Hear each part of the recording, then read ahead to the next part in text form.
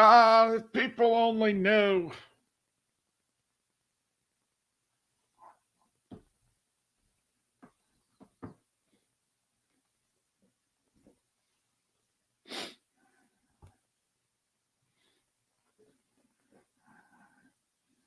Are we up on Twitch? Yeah. Oh.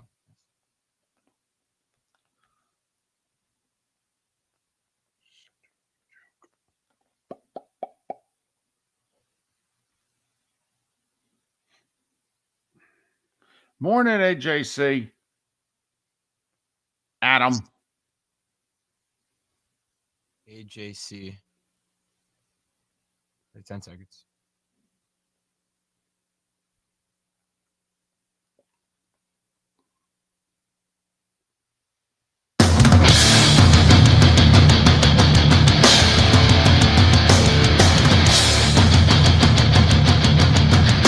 You are listening to Miller and Moulton, exclusively on the Florida Sports Network.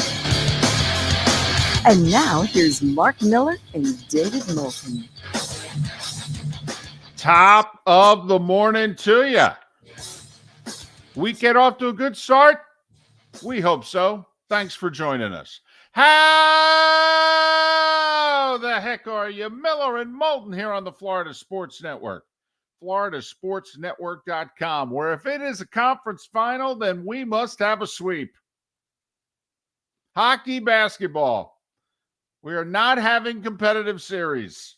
Close games, but the same team must win every night. That is the edict that has come down from above. Top of the morning to you, Mark. How are you?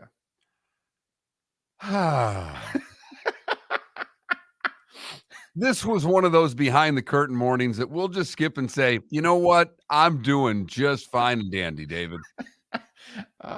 Once again, it is another reason why to join us on the Miller and Moulton Twitch.tv channel, because this is when you get to see all that goes wrong that, well, may not go wrong on the air, but it was going crazy behind the scenes.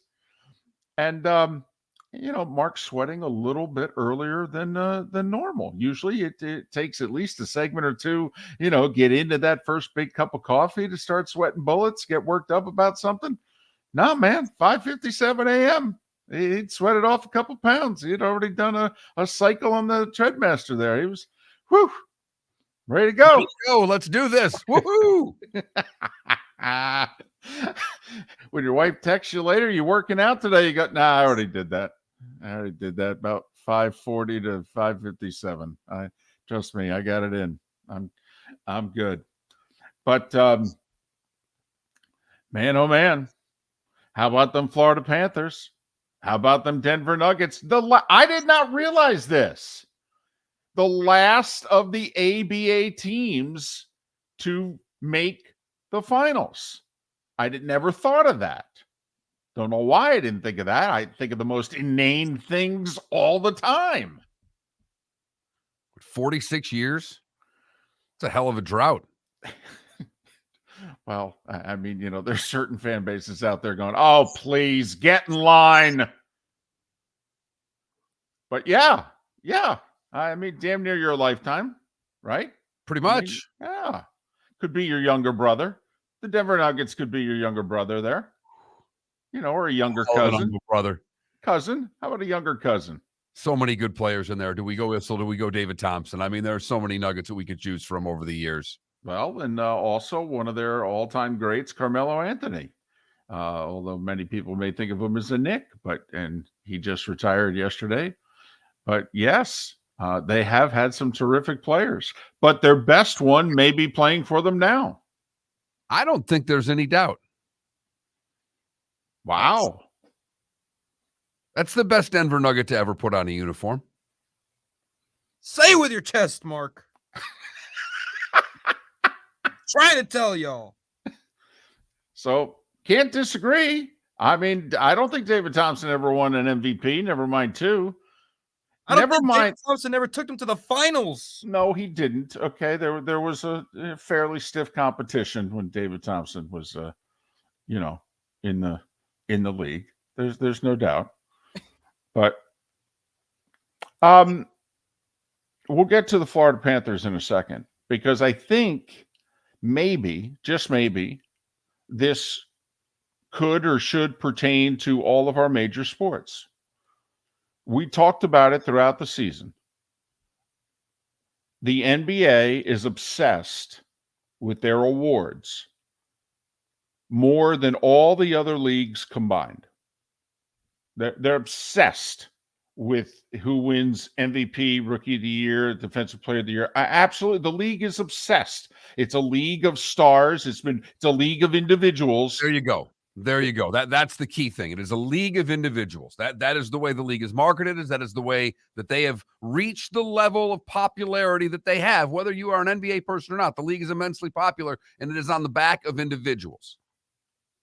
And so, as we all know, all of the major sports hand out their individual awards based on what? Regular season play. The argument was made yesterday on NBA radio, of all places. Well, if the regular season going forward, now and going forward, has never been more meaningless, and if teams and players are literally not taking the regular season as seriously as they used to, which I don't think can be denied, therefore, should the awards continue to be regular season awards? Never mind how, for lack of a better word, awkward it could look. I mean, look at it right now. Joel Embiid, league MVP. I mean, seriously? Seriously. You look at it now, not when the voting took place, not even 2 weeks ago, but you look at it now, and do you not, if you're in the league, do you not turn and go, well, that's ridiculous? And I'm just wondering, are we at the point, whether we just start with this league, but really all of them? And I know most us sports fans don't care about these things anymore. Don't know what happened to us, Mark, when you and I were growing up and we were saving and trading baseball cards. We cared a lot about who won the MVP and the Cy Young Award. That's a big deal. You debated it for weeks. And now we don't even bring it up on the show. No, David, it kind of goes with the whole Giannis getting dragged through the mud for his explanation of what constitutes success or failure of a regular season, of a playoff season, rather. Right. I think you combine with where we are in society right now, there's one thing to do. It is to win. And, we've never been more about winning and losing than ever before, with a lot of things, and our sports included. So I think I don't like the idea of what you're saying. I don't. I think and I understand the regular seasons are less, but in hockey, there's a playoff MVP. In basketball, there's a finals MVP. Right? Yes. Correct. So there's a difference between the Conn Smythe Award and the NBA Finals MVP. Correct, because the NBA does not do anything about the first 3 rounds of the playoffs. You have the MVP, which is a regular season thing, and then you can have a finals MVP, and the finals MVP could be a guy who comes off the bench. Now, I would rather see the NBA go to a Conn Smythe type of system where it's a playoff MVP. Because if you were to just have an MVP vote right now, Jokic may get it and Jimmy Butler may finish second, or it may be the other way around. I don't know. Right. But Jimmy Butler wasn't the MVP of the regular season. He wasn't close. It's not his modus operandi. I like the idea of a playoff. Hold on, Felipe. 6:09 a.m. Write that down. Modus operandi, 6:09 a.m. Okay, continue. That's for the first segment. That's really good. I'm just letting you know. That's really good. First segment, modus operandi. All right, Felipe. Especially after this morning. Exactly. After he was chief engineer. and it's already burned off 1,500 calories. Modus operandi. Just yelling in the other studio for 10 minutes at no one in particular. Felipe, continue. Anyways, I like the playoff MVP, the idea of it, but it gets tricky because what if you have a guy that averages like 40 a game, but gets knocked out in the second? And he's not the playoff MVP. Right. He got knocked out in the second round. Right. You take that into consideration. Oh, 12. So what? So what? Felipe, if he's he not only the most valuable player, if he only played, so it'll always go to the team. It would go to someone who made the finals. Right. It doesn't, the Conn Smythe has been won by a guy who has lost the finals, but has had an unbelievable playoff. A goaltender has put a team on his back, taking him all the way to the brink of winning the Stanley Cup and not won, and yet won the playoff MVP. Has it been won by someone who didn't make the finals? No. Okay, there you go. But it also gives the opportunity to reward, let's just say Jimmy Butler goes on and has a great finals and loses. It would reward someone perhaps who took on the whole finals, who took on the whole playoffs and excelled.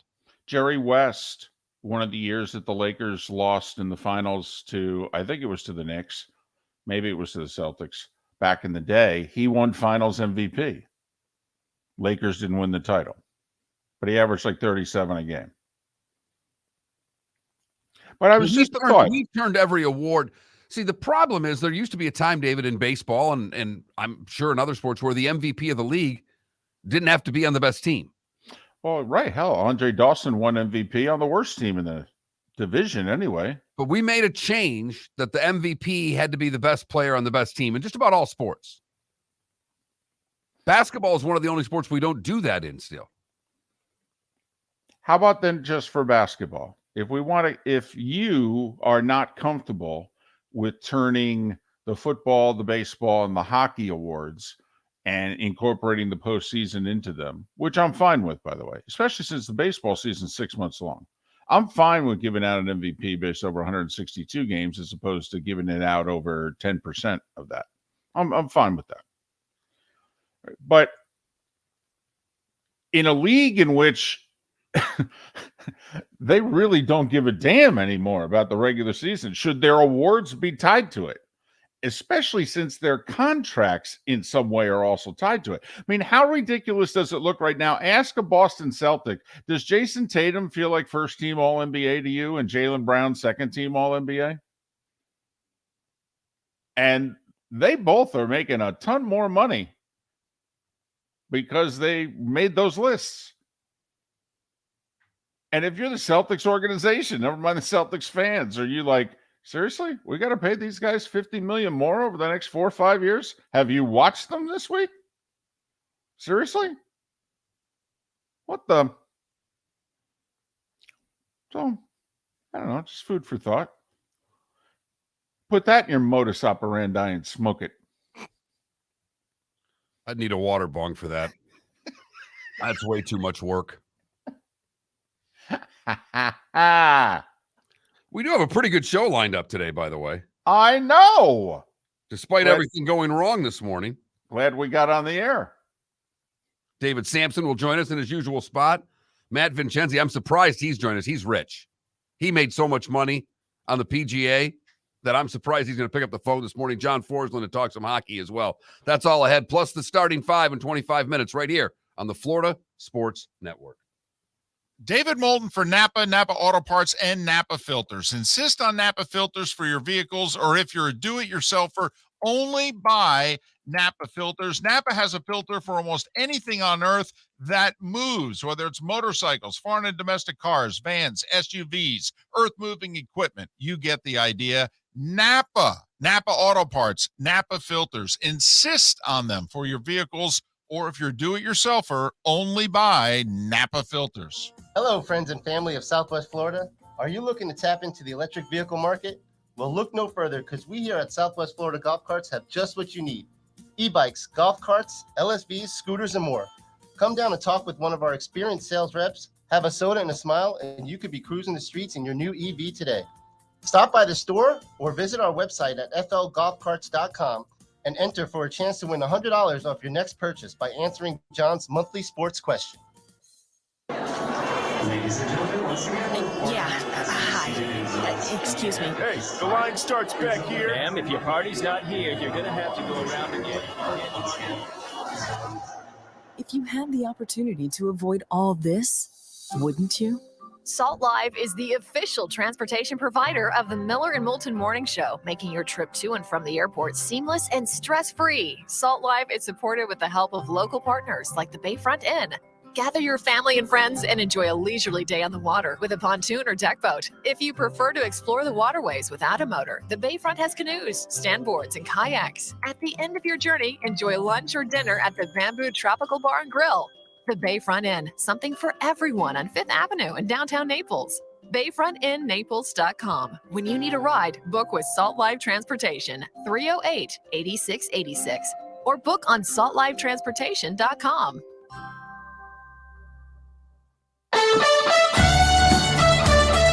You are listening to Miller and Moulton on the Florida Sports Network.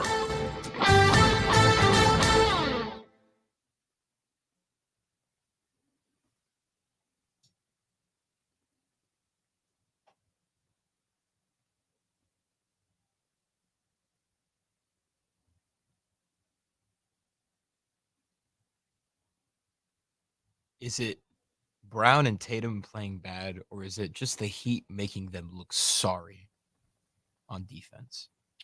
Both.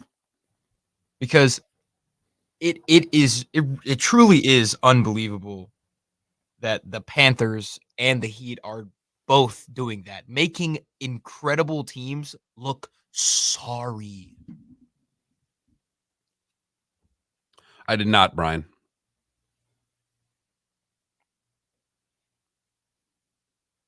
Bob. By the way, how about the little run Stan Kroenke's on? He owns the Rams. He owns the Avalanche. He owns the Nuggets. We've had Keith Jones on the show before, have we? Or no? The guy, the hockey guy? Yeah. No. No? I don't think so. Thinking of another Keith, maybe. We've had Keith Smith on talking the NBA. Ah, that's who it was.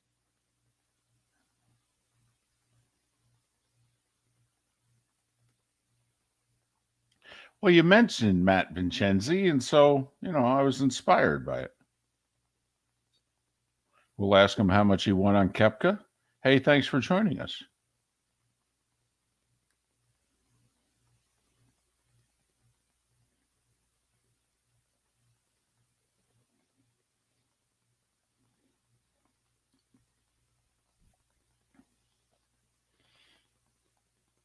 I made a mistake last night.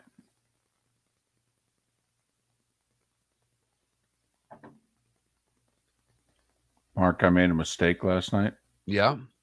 I text our buddy Cassio a question about the Indy 500 because there was a story out there. There was a tweet out there, and I didn't fully understand it. And oh my goodness, the series of texts I got about how great bump day was. It was like the old times. Ray Hall got bumped out on like literally the final seconds. All right, a couple of questions. They're still running the Indianapolis 500. They are. It's the Sunday of Memorial Day weekend.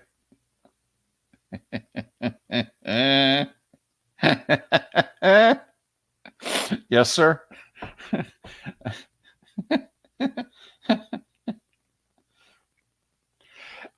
Did they mention that did he bring the Wanamaker to the hockey game last night? He did. That's what they said. Yes. They didn't show it, but they said he did. All right. They showed him in his Panthers jersey. And it looked like he bought jerseys for everybody else that didn't have one because they were all wearing that awful light blue thing. Oh, the city jerseys. Oh, yeah. They were talking about the eye blinking to clapping ratio.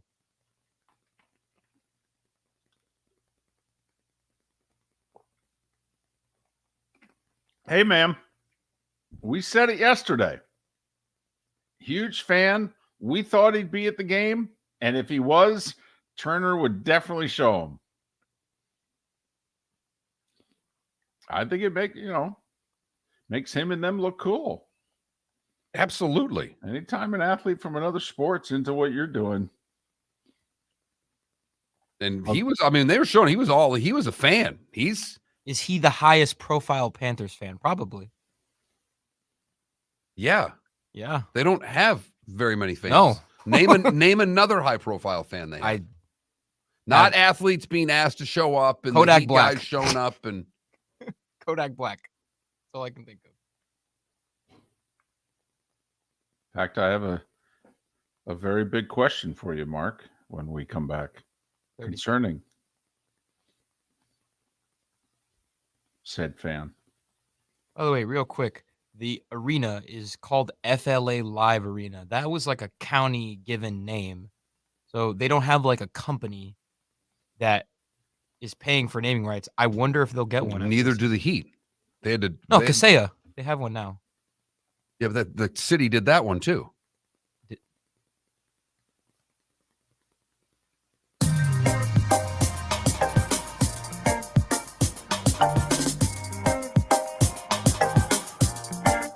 Welcome back to Miller and Moulton, only on the Florida Sports Network.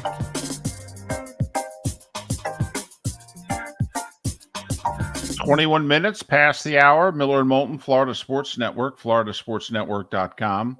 David Sampson to join us in 40 minutes. Thanks so much for being with us. So the Florida Panthers did it. Not their best performance as a team. And at this point, I don't know what game is Sergei Bobrovsky's best performance, but it was his first ever career playoff shutout last night. Turned away all 32 shots from the Hurricanes. 1-0. Florida's up 3-spit. Four times. Crossbar. Oh, but 3 posts and a crossbar. I mean, the Canes, oof. They do not deserve to be down 3-spit. In the hockey world, they are not getting any puck luck. And the question is, will it just be one of those series and it'll end quickly? Or will the puck luck change? 4 times a team has come from 3-0 down to win in hockey. It's never happened in hoops. It's happened in hockey. Barkov got hurt. We'll get to that in a bit. But you know what? We made a prediction yesterday and it came true. We said, and we chastised ourselves. We said, how in the world did we not bet Brooks Koepka in the PGA? Forget his recent form. He won an event. He finished second in the Masters, whatever. He's a huge Florida Panthers fan. And we knew that. And there aren't many of them. No, there are not. Despite what you saw at the arena last night and all the cheering and the hoopla, it is a newfound fan that more than likely will not be back come next November. But if they are, great, and we hope they are. We hope they are, because this team might win the whole damn thing. Right. And you'd like to think if you have a parade, a few people will show up and watch your early season games the next year. You'd like to think. But back to Koepka. Not only is he one of their 417 fans, but he's the only fan that we know by name. Can anyone else name a Florida Panther fan who's a celebrity, who's quote unquote famous? And you can't pick out a few members of the Miami Heat who on an off night in the playoffs have shown up to a suite that they were invited to. Udonis Haslem does not count because he attended a game against the Maple Leafs. So Koepka's it. He's the only famous fan they've got. So with the role that the Panthers are on, we certainly should have picked him in the PGA. Forget his recent form. That's irrelevant. It's like betting names of horses. But we also, Mark, said, he was, even though he won the PGA Sunday and his wife's home pregnant, he's going to come home and go, honey, I love you, but the Panthers. And he was going to be at the game, and we even said he'd wear a jersey. And he did. which begs the question, Miller and Moulton have a jersey rule. Right, but that jersey rule does not apply to in-stadium jersey wearing. We've always said that. You and I don't wear them, but it's the guy who wears it to the bar on a Sunday that we go, really? When you're in attendance at the game, there are no rules. Fair. I agree. But let's face it. He wore that jersey. He didn't, have that jersey tucked under his arm and put it on when he got to the suite. So it begs the question, if 33-year-old Brooks Koepka, because our cutoff line's 25, unless you're a lady. Then there are no limits. You can wear your jersey wherever, whenever you want, for as long as you want. But for guys, 25 is the limit. That's it. You're older than 25, you can't be wearing jerseys anymore. That's our rule, for better or worse. Brooks Koepka's 33. But he's a big, tall, good-looking guy. We don't think of golfers as athletes, but you look at Koepka and you think, I don't know. He might qualify. He might not be a golfer. He might be an athlete. So I'm just saying, would Miller and Moulton have the courage to look Koepka in the eye, shake his hand, and go, dude, you're 33. What are you doing wearing the jersey? Again, he wore it to the game. It's if he's wearing it at home on the for game 4 that he's not showing up at. If he's wearing it at home cheering with the wife, then I might have an issue. I'll make you a gentleman's bet because she tweets out about him watching the Panthers a lot. I'll bet you he will be watching them in the playoffs at home in his Panthers garb. He will be Felipe watching the Panthers. I don't know if I'd take that bet. I don't know if I take that bet because I think you're right. I think we could see an Instagram post from the wife of him in his Panther jersey, unless he's going to travel to Las Vegas to the games, which isn't a possibility in and of itself. Sure. And I have no idea when the next LIV event is. Nobody else does either, David.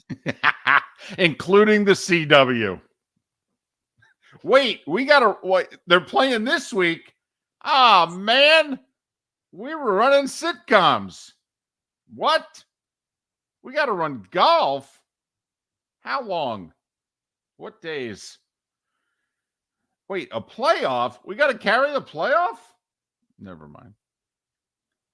So, it's not often you can have like 17, 18 shots on goal and win a playoff game. Man, what way haven't the Panthers won a playoff game so far? They were down 3-1 to Boston. And since then, they've lost once. They're 10-1. 10-1. They're playing the 3 best teams in the Eastern Conference based on regular season point total. This is people trying to debate what's more impressive, Denver's run, the Heat's run. Let me tell you, the Heat run versus the Panthers run, whew, they're both just slaying the dragons here. And the Panthers, I think, have played 3 better teams. They didn't have a Knicks in the middle. I really think the Panthers' run has been more difficult. And to your point, David, they've done it so many different ways. Last night, they out-hit. I didn't see the final numbers. To me, they out-hit Carolina. They were a more physical team in last night's game. But Carolina took the play to them. Carolina outshot them. Carolina did everything in that game probably a little bit better other than goaltending. And Bobrovsky was just spectacular once again. And as good as Aho was, he's got to drive. He had an opportunity in the first goal to drive a little further past the goaltender. I don't know if Sebastian Aho's tough enough to be a superstar in that league. The answer is no. He would have proven it by now. He's not a Matthew Tkachuk. He's not. And that's what there are 2 reasons why you and I never thought Carolina would win the cup. They're very good. They have no great to them. and their goaltending is okay, pretty good. But their goaltending is never exceptional. And usually at some point you need great goaltending if you're going to dance with Lord Stanley. And goodness knows the Panthers are getting that.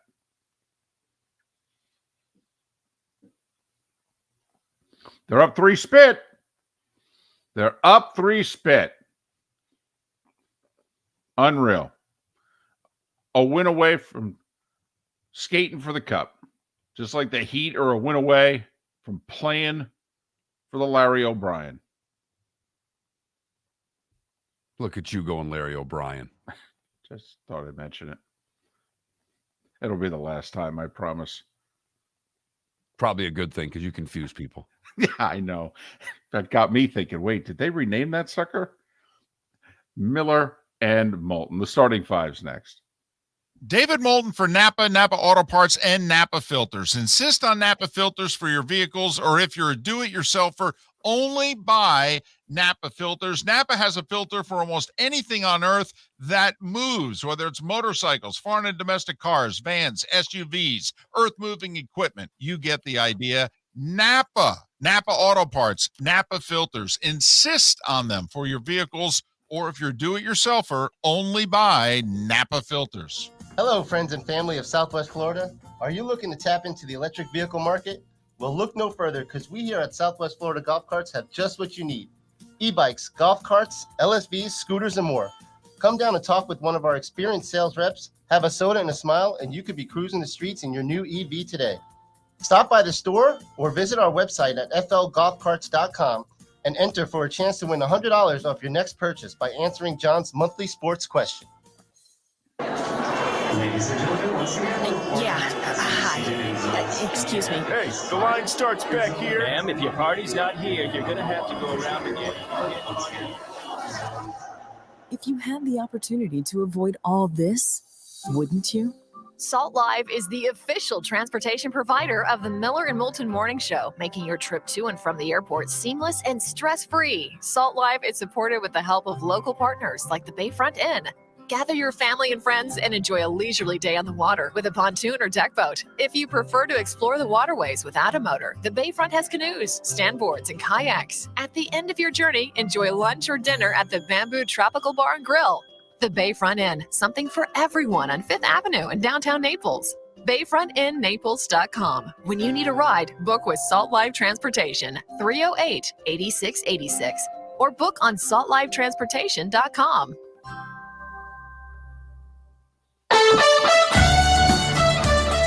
You are listening to Miller and Moulton on the Florida Sports Network.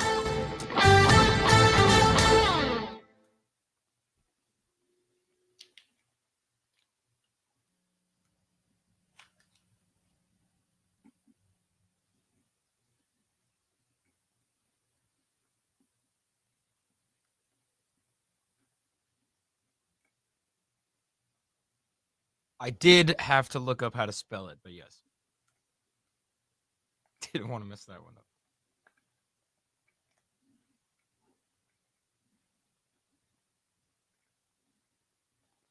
Mac, I would be shocked if LeBron James retires.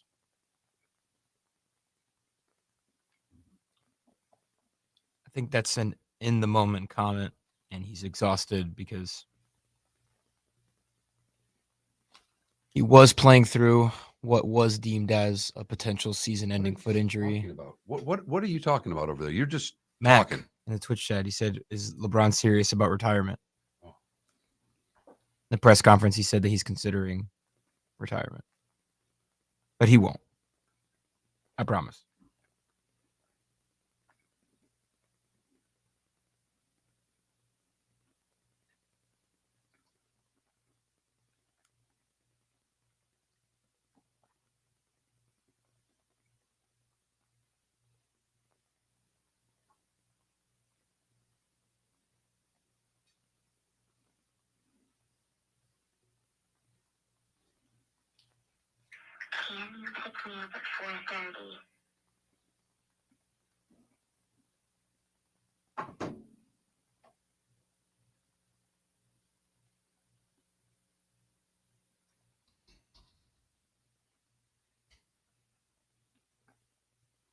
By the way, just because I know you guys were talking about it not too long ago, I got a notification yesterday that now LeBron James is teaming up with Taco Bell to get Taco Tuesday.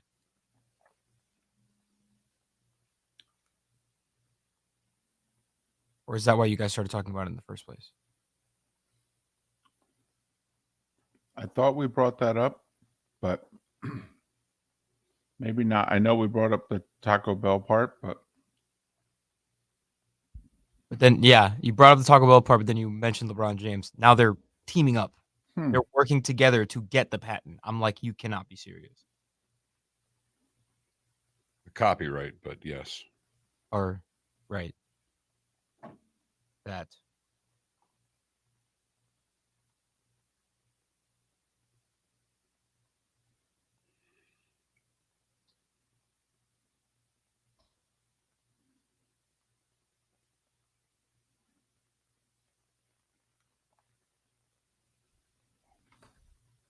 by the way, did you see LeBron afterwards? They got his final shot was denied. They got beat. He waited around a little bit to congratulate Jokic and Jamal and, you know.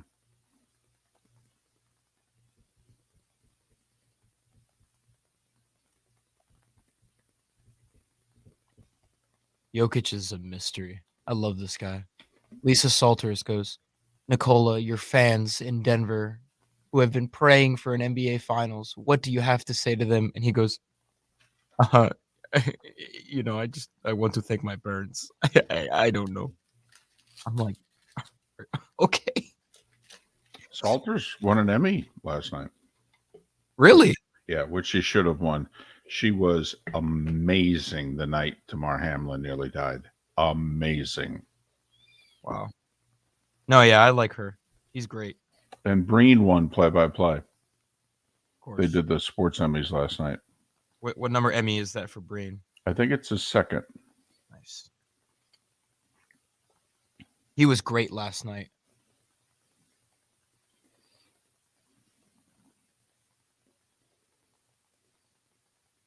Oh my gosh, when Nicola hits that second ridiculous fadeaway. You mean the 1 foot, 28'3"? Yep. Bang! Nikola Jokic.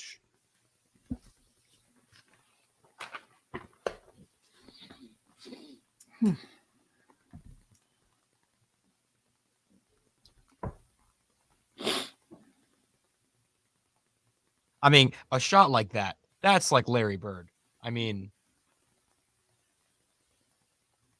we're coming back.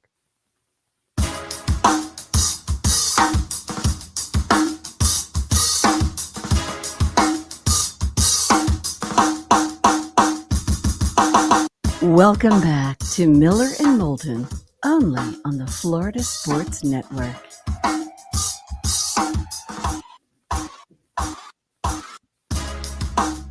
"22 minutes before the hour. David Sampson to join us at the top of the hour. Matt Vincenzi, who covers golf for the Action Network, who picked Brooks Koepka to win the PGA.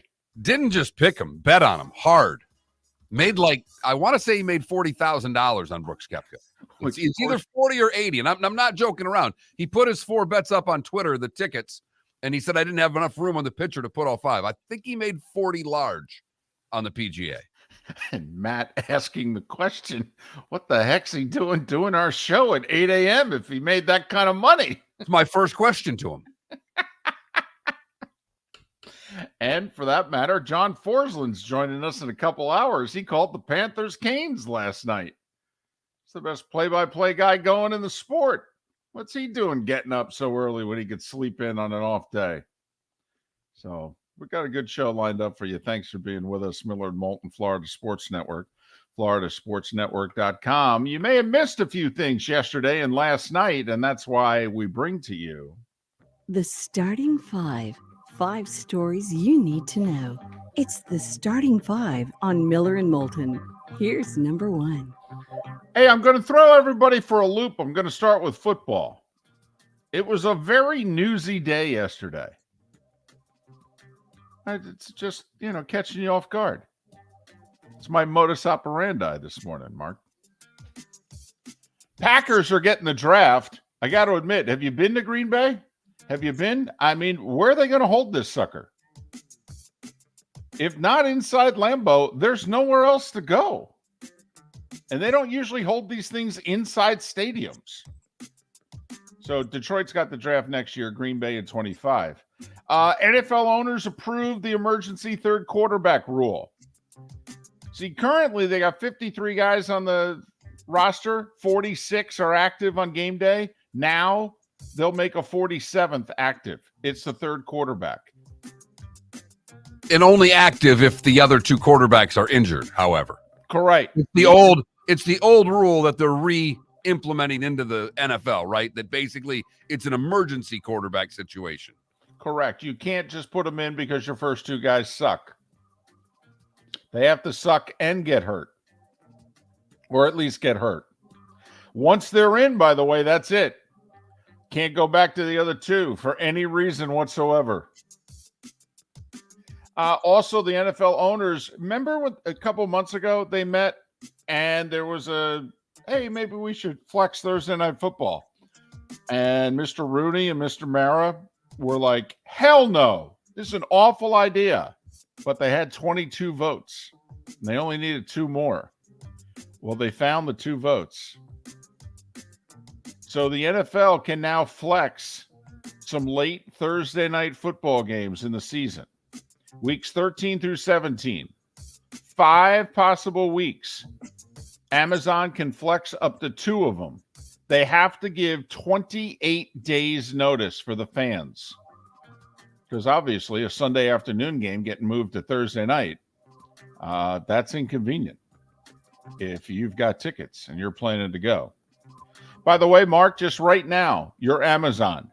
These are the 5 games you currently have those 5 weeks. Seattle at Dallas. Not flexing that. No, it's the Cowboys. Patriots and Steelers. Not flexing that. Got the Steelers. Chargers at Raiders. Maybe. Yeah, circle that, baby. That's got flex written all over it. Saints at Rams. Ooh, Saints at Rams. That's very flexy. The only part of that I want to just throw out there, Al Michaels lives 10 minutes from the stadium. Al has been known for networks that he's worked for to get the game that he wanted depending on his travel. I'm just saying. And then finally, Jets at Browns. Flexy only if Rodgers is not playing. If not, they probably go with Rodgers. So there you have it. 2 of those 5 games could get flexed. And Tom Brady made some more NFL history yesterday, becoming just the 3rd former player to become an owner. He reached an agreement with Mark Davis to buy a stake in the Raiders. By the way, do you know who the other 2 players are? George Halas, Jerry Richardson. Panthers, 1 win away from, the Stanley Cup Finals. 1-0. What about Bob? Sergei Bobrovsky with 32 saves, his first ever playoff shutout. He has now stopped his last 67 shots. He has stopped 110 of the last 111 shots he's seen. I'm just saying. They've played 13 periods of hockey. Carolina has scored 3 times. Alexander Barkov got hurt, however. 7 minutes to go, first period. Never saw the bench or the ice again. Of course, it's the NHL. It was described as a lower body injury. Well, Maurice one-upped it in the postgame when asked about Barkov. He said he attended a bar mitzvah. And that he left the game and didn't want to disappoint the kids. And when asked if it was a lower or an upper bar mitzvah, he said it was 2 floors. It was on both. No other sport in the world can you get away with those answers. Sam Reinhart scored on a power play midway through the second period, only goal of the game. If you're new to hockey, they don't tell the truth when you get hurt in the playoffs. And usually if they say it's a lower body injury, it means you've separated a shoulder. Or he broke his arm. Right. Okay, or he has a concussion or something like that. Well, based Basically, on the fact that he was hit on the dasher, maybe something to his arm. It was right. But yes, he definitely hurt something in his upper body based on the looks of things. Shoulder, arm. This also goes back to you saying this is not the Paul Maurice that you grew up with. No. This guy is a totally different guy. I mean, it was just a year ago he walked away from the Winnipeg Jets basically saying, I'm fed up with this team. They're tired of listening to me. I'm tired of talking to them. I need a vacation. He took Carolina to the finals 20 years ago. He's 1 win away from taking Florida. Game 3 tonight in Dallas. Vegas up 2 spit on the Stars, 8 o'clock ESPN. NBA. Hey, Mark, I'll tell you the difference between the Denver Nuggets and the Boston Celtics. Can I give you an example? See, the Celtics in Game 3 were down 15 at the half against the Heat on the road. And they were in desperation. They're down 2-0. I mean, they lose this game, it's over. And they were so inspired that they got outscored by 15 points in the third quarter, and their season's basically over. The Nuggets, with not nearly as much motivation, they're up 3 spit on the Lakers. They're down 15 at the half. Do you know what they did in the third quarter? Destroyed the Lakers. Outscored them by 20. Yeah. And then Jokic and LeBron did a little duel down to the end, and Jokic hit some crazy shots. He had another triple-double, 30, 14, and 13. LeBron, by the way, was amazing. I mean, he's 38. 40 points, 10 rebounds, 9 assists. But the Nuggets, for the first time ever, are in the finals. 113, 111. They sweep the Lakers. How about that? By the way, the finals don't start for 9 days. Thursday, June 1st. They ain't changing the schedule, even if the Heat sweep tonight.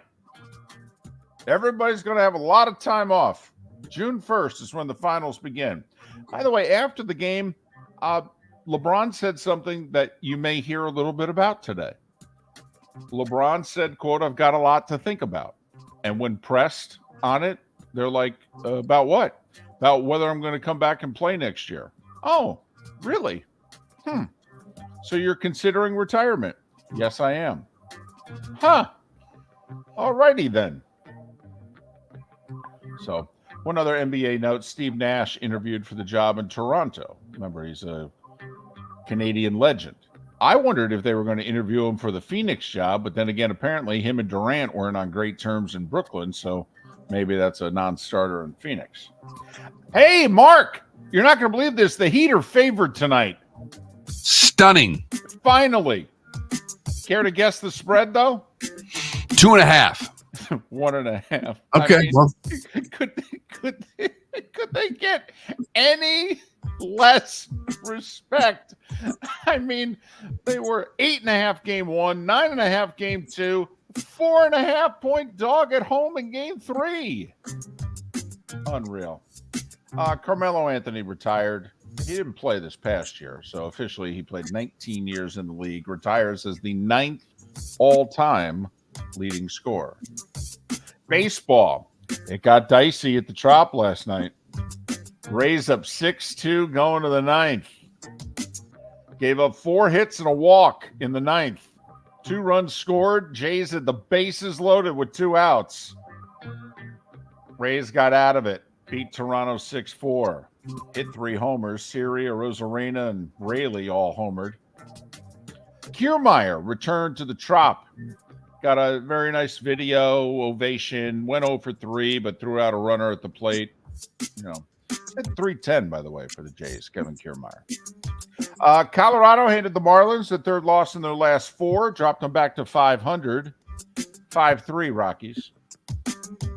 Dodgers trailed Atlanta 4-0. Then J.D. Martinez hit 2 homers. 8-6 Dodgers over the Braves. Mickey Moniak with an 8th inning homer for the Angels. They edged the Red Sox 2-1. Luis Ortiz got his first ever major league win. The rookie pitched into the 8th to help the Pirates beat the first place Texas Rangers 6-4. Don't look now, but Houston's on an 8-game winning streak, and they're just a game behind Texas. Jordan Alvarez with 2 homers, including a slam, 12-2 Astros over the Brewers. Zunino homered for the Guardians, 2-run shot and a 3-0 win over the White Sox. Giants, don't look now, they won 6 of 7. They scored 4 in the first, beat the Twins 4-1. Your Tigers outlasted the Royals 8-5 and 10. What a battle. A lot of people interested in that. Yes, and by a lot, we mean 16. But then again, in the AL Central, Mark, 84 wins might win that division. I mean, the Tigers, there may be a reason why they don't trade off some of the guys they should trade off, because they might be able to win that damn division. I'm not kidding. No, you're not. Arizona doubled up the Phillies 6-3. Reds slowed down the Cardinals, and they also snapped their own 4-game losing streak, 6-5 and 10 over St. Louis. And the Oakland A's are 10-39. That's a 204 winning percentage. They're on pace for 34 wins. 34 and 128 they're on pace for right now. Be the worst team in the history of Major League Baseball. And not close. No. The original Mets were 40 and 120. A couple other notes. I want you to remember this name. She may be the next great thing. Rose Zhang. Z-H-A-N-G. She's a Californian teenager. She turns 20 tomorrow. She's the first female golfer to win back-to-back NCAA championships. She rallied in the final round yesterday, shot a 468 to win.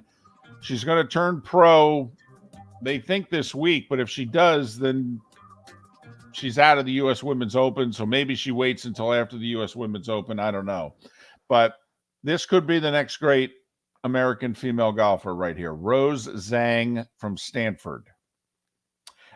Indy 500 practice yesterday. Stefan Wilson was crashed into by Catherine Legge. He suffered broken vertebrae in his back. He's now ruled out of the race on Sunday.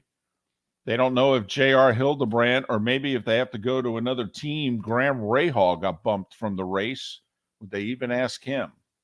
But anyway, yes, the Indy 500, it's still going on, ladies and gentlemen. It's Sunday, early afternoon. By the way, they're back to the local television boycott. So no live TV in Indianapolis? No, they're back. They did it for a few years. Everybody in Indy loved it, so of course they took it away. And at 8 minutes before the hour, that was the Starting Five every weekday morning at this time on Miller and Moulton. When you're 14-35 and you're 4 games clear of the worst record in baseball, there's a problem right now in baseball. Right. I mean, the only thing you could wish for if you're the Royals that Oakland was in your division, but that can't be arranged. I mean, the A's are so bad, I mean, that the Detroit Pistons and the Houston Rockets are looking at the Oakland A's going, man, we didn't even tank as badly as you guys suck. Come on. That is just remarkable. For as good as the Rays are, Oakland's that much worse. Off to just an awful start. We'll pick things up. David Sampson, he's next right here on the Florida Sports Network. Hello, friends and family of Southwest Florida. Are you looking to tap into the electric vehicle market? Well, look no further, because we here at Southwest Florida Golf Carts have just what you need. E-bikes, golf carts, LSVs, scooters, and more. Come down and talk with one of our experienced sales reps, have a soda and a smile, and you could be cruising the streets in your new EV today. Stop by the store or visit our website at flgolfcarts.com and enter for a chance to win $100 off your next purchase by answering John's monthly sports question. David Moulton for Napa Auto Parts, and Napa Filters. Insist on Napa filters for your vehicles, or if you're a do-it-yourselfer, only buy Napa filters. Napa has a filter for almost anything on earth that moves, whether it's motorcycles, foreign and domestic cars, vans, SUVs, earth-moving equipment. You get the idea. Napa Auto Parts, Napa filters. Insist on them for your vehicles, or if you're a do-it-yourselfer, only buy Napa filters. Ladies and gentlemen, once again, Yeah, hi. Excuse me. Hey, the line starts back here. Ma'am, if your party's not here, you're gonna have to go around again. If you had the opportunity to avoid all this, wouldn't you? Salt Live is the official transportation provider of the Miller and Moulton Morning Show, making your trip to and from the airport seamless and stress-free. Salt Live is supported with the help of local partners like the Bayfront Inn. Gather your family and friends and enjoy a leisurely day on the water with a pontoon or deck boat. If you prefer to explore the waterways without a motor, the Bayfront has canoes, standboards, and kayaks. At the end of your journey, enjoy lunch or dinner at the Bamboo Tropical Bar and Grill. The Bayfront Inn, something for everyone on 5th Avenue in downtown Naples. BayfrontInNaples.com. When you need a ride, book with Salt Live Transportation, 308-8686, or book on saltlivetransportation.com. Miller and Moulton here for the Clutch Vodka Play of the Day. Mark, remember Nick Charles, Fred Hickman, the CNN Play of the Day? Yeah, CNN did a nightly sports show. That was a while ago. Yes, it was. Just work with me. Everyone liked the pod, the Play of the Day. So how about we have the Clutch Vodka Play of the Day? Sounds good. Fun. Smooth. Like Clutch Vodka. Listen weekday mornings for the Clutch Vodka Play of the Day. That's Clutch with a K. Located on the East Trail, locally owned Naples Tiki Bar and Grill is an outdoor eatery next to the Hitching Post Shopping Center. Island-inspired food with a true tiki theme. The best place in Naples to enjoy the beautiful weather in Southwest Florida. The Naples Tiki Bar and Grill offers a great menu for dine-in or takeout. Enjoy our famous pulled pork, huge burgers, and tiki bar cocktails. Don't miss happy hour every day from 3 to 6 and live music 7 days a week. See you soon at the Naples Tiki Bar and Grill, 11498 Tamiami Trail East. You were listening to Miller and Moulton on the Florida Sports Network.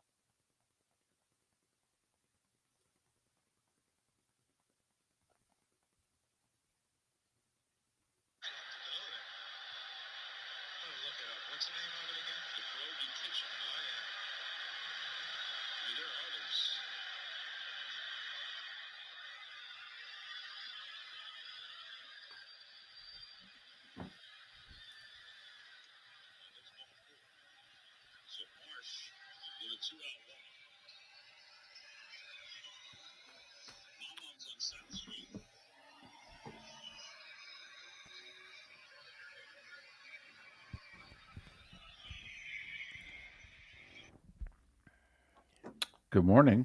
Good morning. How are you? Good. How you doing? Good. Thank you. Very good.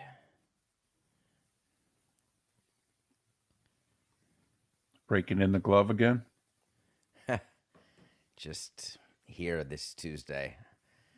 Not sure where I was last Tuesday. Or I think I may have been in the city. Anyway, all good. Guys got enough to talk about for 8 hours today. Oh my goodness. We were commenting, I think, last week, David, for this time of year, for our shows to be this busy. And you got yourself another couple weeks in Florida. Yep. For sure. Oh, it's nice. Although this gap between the NBA conference finals and final could be quite lengthy. Oh, it's picture it like the Super Bowl gap. You guys can do deep dives into Heat and Nuggets. I mean, this LeBron thing you can talk about for 3 days if you want. We try really hard, if the talking heads at the four-letter network are going on and on about something, not to talk about that particular topic. I like it. I like it a lot. And where we are in Florida, because we're not on the East Coast, it is not NBA centric with the markets we're in. Right. True.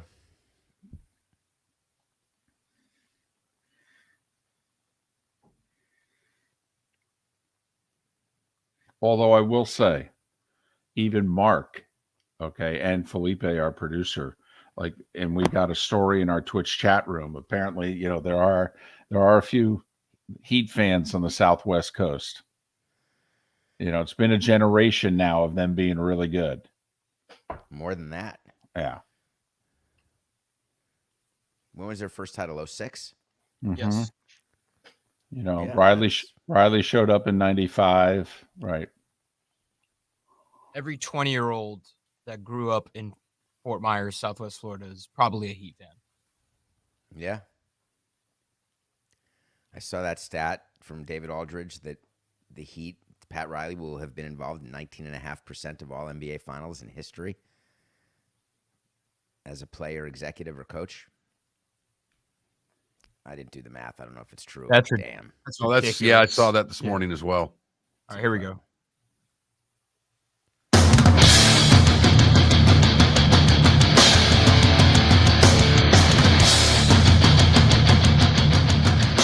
You are listening to Miller and Moulton, exclusively on the Florida Sports Network. And now, here's Mark Miller and David Moulton. And thrilled to be joined once again at this day and time by David Sampson, he of the daily Nothing Personal with David Sampson podcast, which he tapes live 1 hour from now at 8 a.m. Monday through Friday. He also does a weekly podcast called The Sporting Class with John Skipper about the sports business world. You can follow David on Twitter, David P. Sampson, David, the letter P. Sampson. Good morning, sir. How are you? Good morning.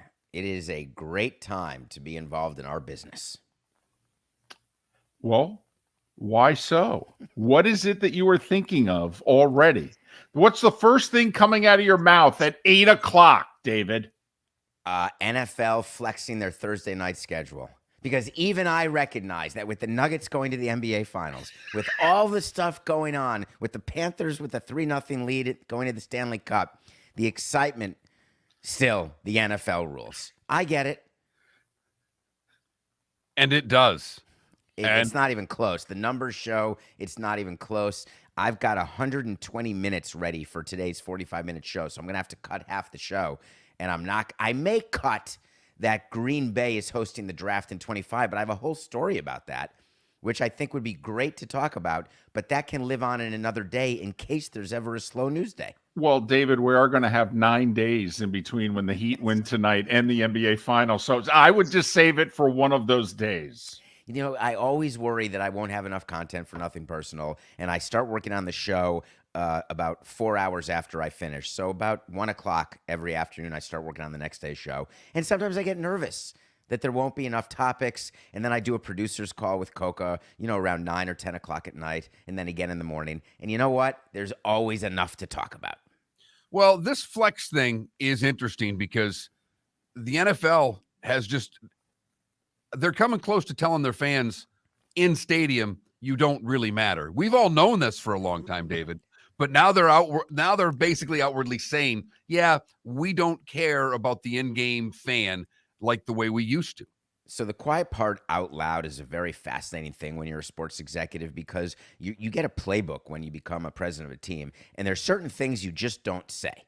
You don't say that you're not rooting for the other teams in your hometown, even though you're not, but you don't say it.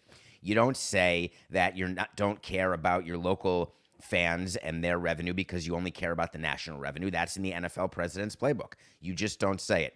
A veteran player doesn't say, I don't want to mentor or I don't care or I want the guy who follows me to fail the way Ben Roethlisberger said about Pickett. You just don't say those things. But now everybody's saying the quiet part out loud. And the NFL, they had a statement yesterday. I don't know if you saw it. It was so good. They said, we definitely care about the fans in the stadium. We really do. And then Jerry Jones came out and said, yeah, but we really care about TV a lot more. And that's the truth. Yeah, because Amazon's paying $1.1 billion annually. Okay. And Jerry's going, I could pack my place with 100,000 because I got 90,000 seats and 10,000 standing room. And I don't care about you guys. I'd sell you, out for $1 in a heartbeat. And don't forget, I think it was last season in the NFL with Amazon. Is Al Michaels the Amazon? Yes. He's now on Amazon. Do you remember the stinkers on Amazon when he called it out? and Al Michaels called it out. They were doing a game, I forget what game it was, and he said, this is like the 5th best game on Sunday on CBS. And Amazon said to the NFL, listen, this isn't going to work. We need better games. We want to be the same as the other networks. And the NFL is highly incentivized to make Amazon like another network, just like the NBA is incentivized and MLB.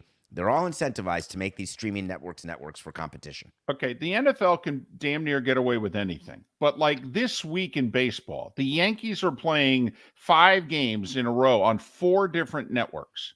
Okay, is this, Apple TV and all the, I mean, for baseball now, I know streaming, it's extra money and the whole deal, and we got the problem with the RSNs and all that, but football can do anything they want. They can put their games anywhere, anytime. But if you're baseball and the other sports, can you follow football's lead? You have to, because that's the way you cobble together the most national revenue you can. And what they're not telling you in baseball is the reason why they're doing all this is because they've got to find more revenue to share, because the difference between the top payroll and the bottom payroll is so big. And one of the ways to do it is to make more national broadcast revenue, because that gets split by 30 versus the local deals that are kept by the local teams. So when you've got more money coming in nationally for baseball, that's better for the sport because it shortens the difference between the highest and lowest payroll. How fearful would you be right now running a team with all of this going to streaming? We know the world's going there. We get it. But I think it was you that said we live in the present. And right now in the present, not everybody is willing to go stream. And it's difficult for some people to find. How scary is this from a front office executive standpoint? So I'm only scared if the union is not understanding what's happening and people don't realize that revenue may go down in the short term and therefore salaries and payrolls should go down in the short term. But in the long term, everything will end up increasing again, but it's not tomorrow. And I think that the payrolls need to adjust, or there needs to be more debt brought into by these teams because they're going to lose more money than they expected. For all these teams with the local RSNs who lose their deals, they were expecting to make, let's say, $85 million in local broadcast revenue. With streaming, let's say they can make 20% of that or 30% of that at most. That means you're missing $40 or $50 million in revenue in the short term. And if you don't reflect that and lowering your expenses, you're going to have a problem. But this is the future. Make no mistake. This is the present. And I don't want to hear people complain I can't find my game or my team is on different channels. I go to the guide right now and my streaming networks. I don't know what channel number anything is because I cut the cord. I don't have cable. I look for the thumbnail art print that shows me the game, and I press enter, and there's the game. The whole direct-to-consumer, Andrew Marchand had a big story yesterday in which he said expect ESPN 2 years, maybe 3, to go direct-to-consumer. There are some then wondering, will that be the end of cable as we know it? I don't think it will be, but this whole direct-to-consumer, it sounds like pay-per-view to me. Well, it sounds like you actually getting to pay for what you want to watch. So what's wrong with that? How many people right now are paying for ESPN as part of their cable bundle who don't watch ESPN? Believe it or not, contrary to our existence, right, there are people who don't like sports. Oh, no, we know that. But for example, all these direct-to-consumers are charging $20 to $30 a month. So this is, do you remember when the first computer came out or the first Walkman? I mean, now I'm aging myself, but there were these big things. The first boombox where you had to carry it around and it was so big. And then the next thing you know, you have a little speaker like this that is louder and better sound quality. We're just starting this process right now. Those prices are going to come down. There's going to be consolidation in the streaming market. All of this seems normal and natural as we are entering a new phase in the way consumers are engaging with content. I find this all to be normal. And from baseball standpoint, are they ahead of the curve, behind the curve, or with the curve? God, when I worked in baseball, that was page 4 of the playbook. We always had to say, we're ahead of the curve. We're anticipating everything. But in real life, the only thing that baseball has ever been ahead of the curve in was with MLB.com. And what they did with their site, what they were able to do in the background when they were running the NHL sites and the huge business that Bob Bowman built. That was way ahead of the curve. In terms of figuring out how to parse out revenue, they're behind. There's no salary cap. There's no salary floor. There's not a proper revenue sharing in baseball the way there is in other sports. So I actually think in that regard, baseball is behind the curve. If you were an owner, would you have a problem? Like Tom Brady officially last night became, well, although it hasn't been approved by the owners, but the expectation is that it will. Brady now is going to have some percentage of the Raiders. And yet, apparently, he's still intending to broadcast games on Fox. And everybody's saying, well, Fox doesn't have a problem with it. I think they're asking the wrong questions. Of course, Fox doesn't have a problem with it. Are the other NFL teams going to be okay? I mean, would you be okay if John Smoltz, who's the national analyst on Fox, if John Smoltz owned a part of the Braves and he were broadcasting for Fox? Would baseball owners have a problem with that? Yeah, let me give you the example that came to mind immediately, and it was someone named Jessica Mendoza. Yeah. She was an employee for the New York Mets. Right. And she was broadcasting games, and we were very clear. We're very happy to have you broadcast. No problem. But you're sure as heck not coming in our clubhouse. And not because you're a woman, by the way. That had nothing to do with it.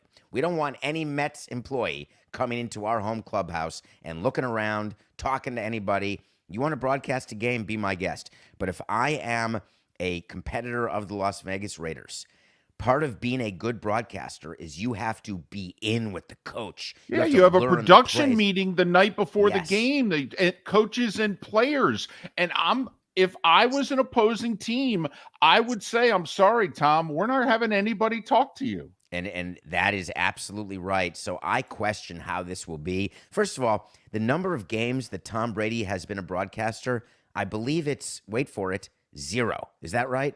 Yep. So we have no idea if he's going to be Tony Romo when he was good, Tony Romo when he's bad. We don't know if he's going to be Troy Aikman and always be good. We don't know anything, right? So he may not end up being the number one broadcaster for long, or he may not end up owning the Raiders for long. We just don't know.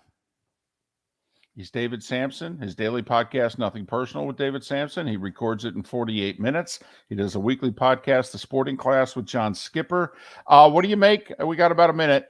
LeBron last night talking out loud and talking about retirement, which he's never talked about before. Yeah, the worst time to ever ask a player. I'm going to talk about this in 48 minutes. It may even lead the show, but maybe I'll lead with NFL. But the last time you should ever ask a player about his future is after they get swept out of the playoffs. They're so emotional. They're so exhausted. I would expect nothing more. Anything short of LeBron James saying, I'm going to do Ionesca and go into a dark hole for a week, right, I think is a good step. He's going to come back. Don't worry. All right. Just wondering if you owned the tired. Lakers, whether you'd be, and his foot hurts. Absolutely. Right. And he had to carry his whole team yesterday. His entire team. I know. Without him, they were getting blown out, and he got tired in the second half. I know. Because he's not young. He looked at AD and said, aren't you supposed to be helping me, dude? David Sampson. Nobody helps him. All right. At 8 a.m., Monday through Friday, he does it all by himself. He's David Sampson. Nothing Personal with David Sampson and The Sporting Class with John Skipper. Follow him on Twitter, David the letter P Sampson. David, as always, thanks for your time. All the best. Be well. Have a great day. See you next week. David Sampson joined us like he does every week, Tuesdays, 7 a.m. You get smarter every time. Miller and Moulton will reflect on what David said coming up on the other side right here on the Florida Sports Network.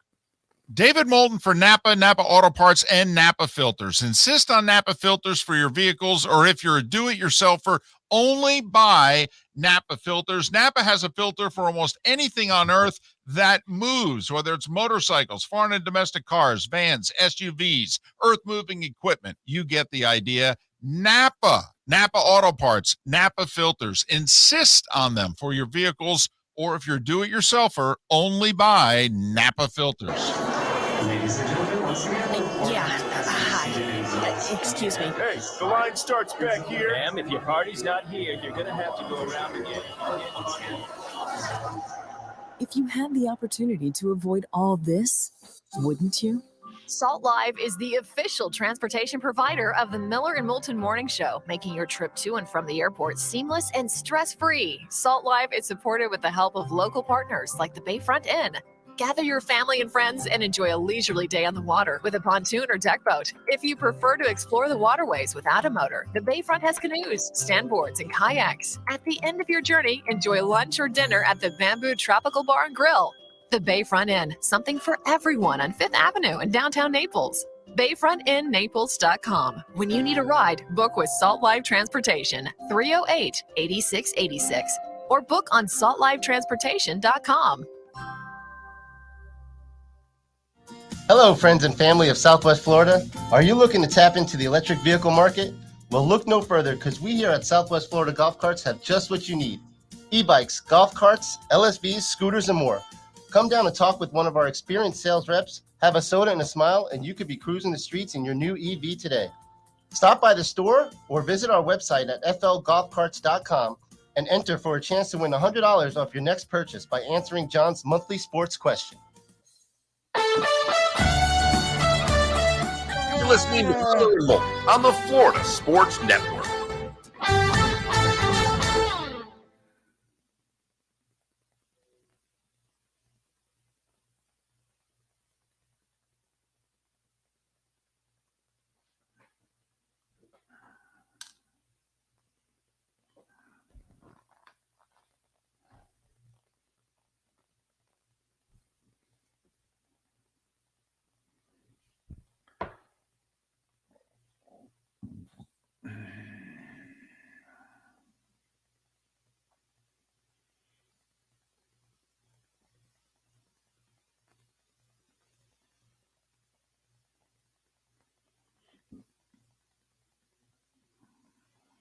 And Mac, there, if you're meeting with the Giants CEO, you want to start selling advertising for Miller and Moulton? Just going to say, or buy Miller and Moulton. Either Right. or, I don't really give a Right. damn. I I'm was just trying to make it to a third year right now, so any help you could give would be most appreciated. going to say, you just threw that little. I met with the president of the San Francisco Giants yesterday. Can we buy you lunch? Or could you buy us lunch? What the hell are you talking about, Moulton? Well, I thought at the beginning That's right. That's to spend more money that we don't have. Well, I just thought we'd have to make a $40, $50 contribution to the cause. Would you hide some Spencer's gift certificates that I don't know about? I mean, don't get me wrong. It'll be something, very illustrious like Panera bread, but really.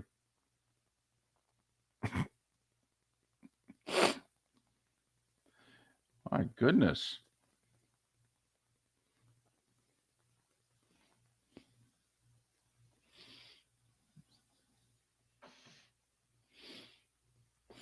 Adam, that's just a great question in and of itself.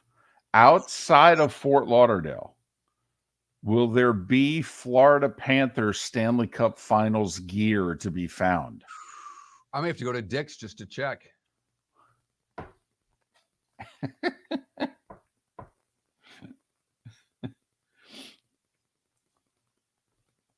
Oh, wait. I think I saw something. I don't know how true this is. I think today, if you walk into a Chipotle with a hockey jersey.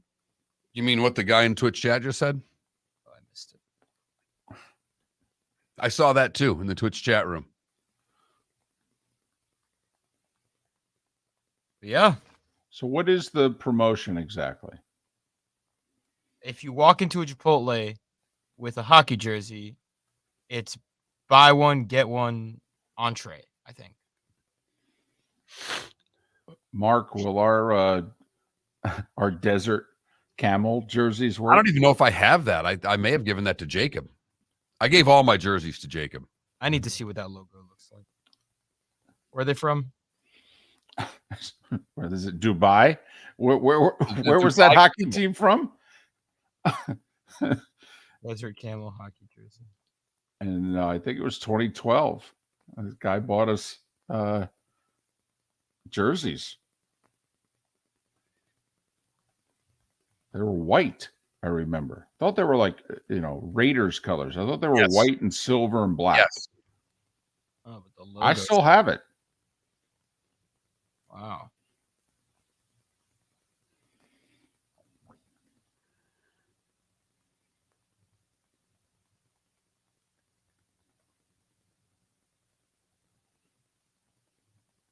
See, I thought minor league baseball team names were good. It seems that minor league hockey team names are way better or a step above. JS, I'm impressed, okay, that you knew what an Ionescu was. Hey. By the way, the Liberty have a girl that's 6'10". Okay. She's massive.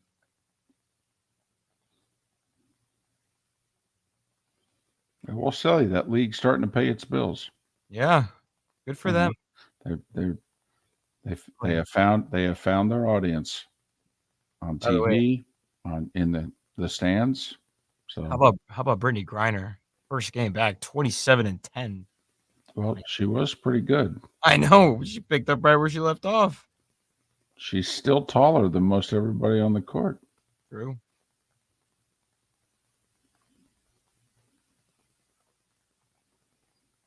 Here we go.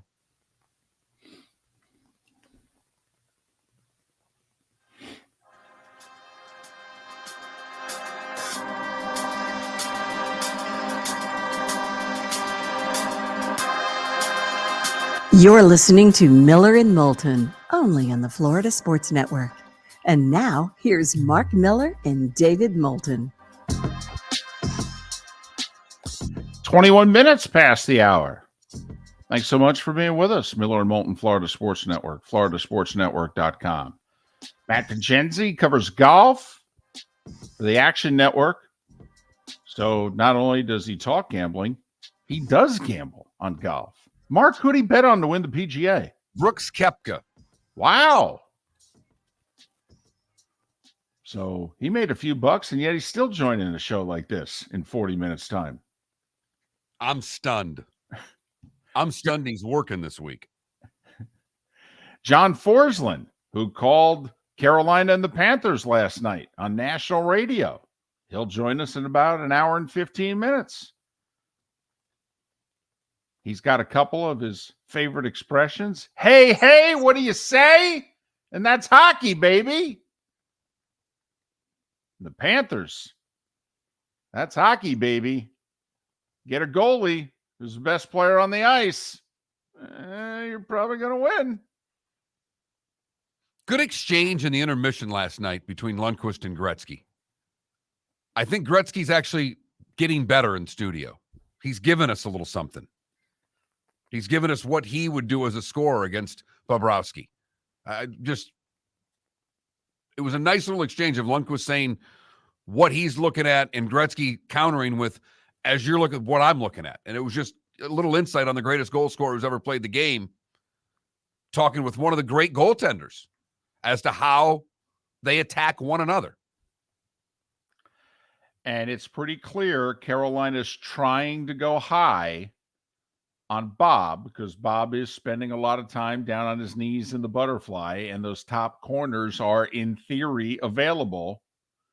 But he's also a big guy. He can just kind of rise up a couple inches and get those shoulders and those pads and just get a piece of those high-rising shots and get them to go over the bar. Well, and as they pointed out, the glove's up. So the spot to get is between the glove and his ears. There's not a lot of room there, is what they're saying.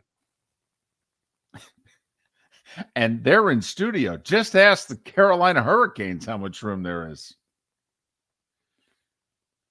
Listen, if you've watched hockey, or even if you haven't, the one series, I'm going to date myself here. Remember records?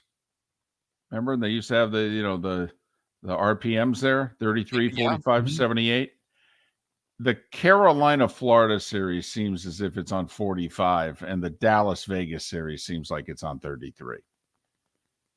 I mean, the one game is so much faster than the other. It is, and that's the styles. Both Vegas and Dallas play a slower style game. They try to, pack it in a little bit more, and it's a little more defensive, whereas Carolina and Florida like to forecheck. They want to get the puck deep, and they want to come after you. Well, it's fun hockey. And right now, the Panthers are doing the winning because if you're, in South Florida, you're doing the winning. FAU men's basketball, Miami Hurricanes men's basketball, Florida Panthers, Miami Heat. Heat go for the sweep tonight, oh, by the way. Yet they're only a 1.5 point favorite. They won last game by 26. Not a good sign for Boston. Brogdon came out yesterday. Was it Brogdon? No, somebody else who was on the team last year said, yeah, we've kind of lost our identity. Huh.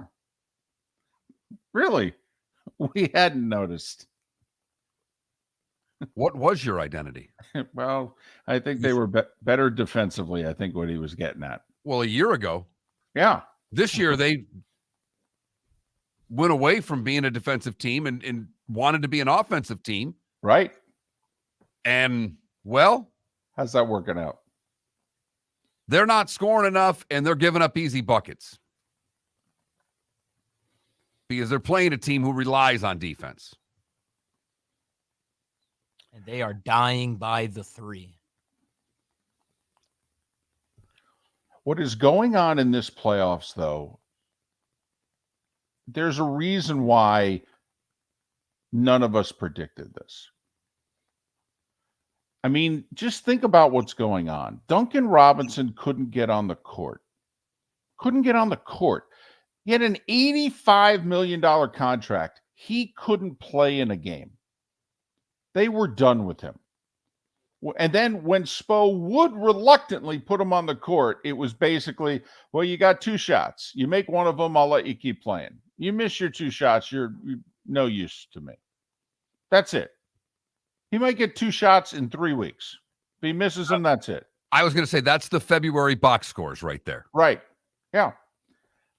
But, 2 guys get hurt, and now all of a sudden, Sergei Bobrovsky, 4 years ago signed a 7-year, $70 million contract. The hockey world went bat blank crazy as to what a bad contract it was. And this guy had won the best goalie award in the league twice. And everybody still went, what? $10 million a year for him? And Mark, for most of the last 4 years, if you had to grade Sergei Bobrovsky, what grade would you have given him? C minus? C plus. Okay. Huh, there you go. They did win a President's Cup last year. I mean, but they did it scoring goals. And they actually, Spencer Knight called up the young goalie, was kind of 1A to him being 1. Remember last year against the Lightning, they played 3 goalies in a 4-game series. They played 3 goalies. Yeah, he was not the starting goalie at the beginning of the playoffs. Just for the record. A 30-year-old journeyman was. Career minor leaguer. That's who the starting goalie was for the Florida Panthers. And now he's the best damn player in the playoffs. God, we love sports. He's definitely the favorite for the Conn Smythe right now, and it's not close of what Bobrovsky's done. So you got Jokic and Butler and Matthew Tkachuk and others, Jack Eichel for Vegas, stars being stars. And then you got guys who were, for all of that, damn near in the sports equivalent of the witness protection program, who are doing great things. That's awesome. Time now for our Clutch Vodka play of the day. That's Clutch with a K. Felipe, what do we have? All right, David said it. If it's a conference finals, it's going to be a sweep. LeBron, with the game on the line, drives in. Jamal Murray deserves a shot. Aaron Gordon with a game-winning block to make history for the Nuggets. Inbound to James. LeBron against Gordon. Drives into a double team. Puts it up. Couldn't get it. Horn sounds. Game's over. The Denver Nuggets have finally done it. In their 47th season in the NBA, the Denver Nuggets are going to the NBA Finals. And they take out the Lakers in a 4-game sweep. Nikola Jokic, a 30-point triple-double, and the Nuggets win it 113-111. Nikola Jokic last night also making history. Most triple-doubles in a single playoff run in NBA history. And we haven't even reached the finals yet. He passes Wilt Chamberlain, his 8th triple-double of this postseason. Does have to be pointed out, though, that when Chamberlain in 67, I believe it was, there was at least one less round of the playoffs. The early rounds didn't go 7. I mean, he did it. It's kind of like when, current baseball players set playoff records and pass, Mickey Mantle. And it's like, yeah, there wasn't even an LCS when Mantle played. Right. You're going to the finals nowadays. You're playing 20, 21, 22 games. Well, maybe would have had like 10 triple doubles, but yeah. Jokic going to the finals. And by the way, what's in Jokic? A K. See what I did there? I do. That's our Clutch Vodka play of the day. It's Clutch with a K. Check them out, clutchspirits.com. Hashtag all your drink with the hashtag Clutch Spirits and look for Clutch Vodka wherever it is that you buy your vodka. Miller and Moulton. Continuing on. We got golf talk coming up, top of the hour. More with you next on the Florida Sports Network. Miller and Moulton here for the Clutch Vodka play of the day. Mark, remember Nick Charles, Fred Hickman, the CNN play of the day? Yeah, CNN did a nightly sports show. That was a while ago. Yes, it was. Just work with me. Everyone liked the pod, the play of the day. So how about we have the Clutch Vodka play of the day? Sounds good. Fun. Smooth. Like Clutch Vodka. Listen weekday mornings for the Clutch Vodka play of the day. That's Clutch with a K. Ladies and gentlemen, once again. Hi. Excuse me. Hey, the line starts back here. Ma'am, if your party's not here, you're going to have to go around again.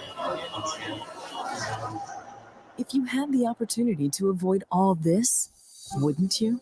Salt Live is the official transportation provider of the Miller and Moulton Morning Show, making your trip to and from the airport seamless and stress-free. Salt Live is supported with the help of local partners like the Bayfront Inn. Gather your family and friends and enjoy a leisurely day on the water with a pontoon or deck boat. If you prefer to explore the waterways without a motor, the Bayfront has canoes, standboards, and kayaks. At the end of your journey, enjoy lunch or dinner at the Bamboo Tropical Bar and Grill. The Bayfront Inn, something for everyone on 5th Avenue in downtown Naples. BayfrontInNaples.com. When you need a ride, book with Salt Live Transportation, 308-8686, or book on saltlivetransportation.com. David Moulton for Napa Auto Parts, and Napa Filters. Insist on Napa filters for your vehicles, or if you're a do-it-yourselfer, only buy Napa filters. Napa has a filter for almost anything on earth that moves, whether it's motorcycles, foreign and domestic cars, vans, SUVs, earth-moving equipment. You get the idea. Napa Auto Parts, Napa filters. Insist on them for your vehicles, or if you're a do-it-yourselfer, only buy Napa filters. You are listening to Miller and Moulton on the Florida Sports Network.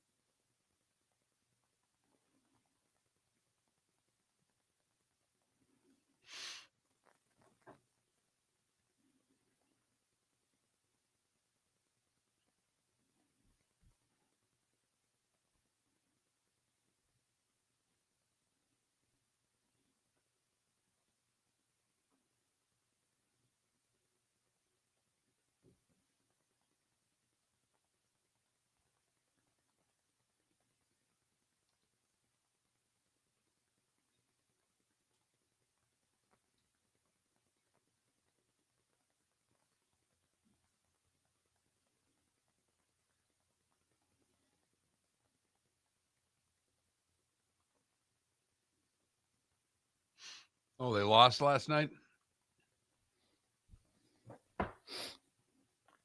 I got a text from Kerwin. I don't know if it was late second, early third. He said they're down 4-0, but the fighting is tremendous. I think they lost 4-1.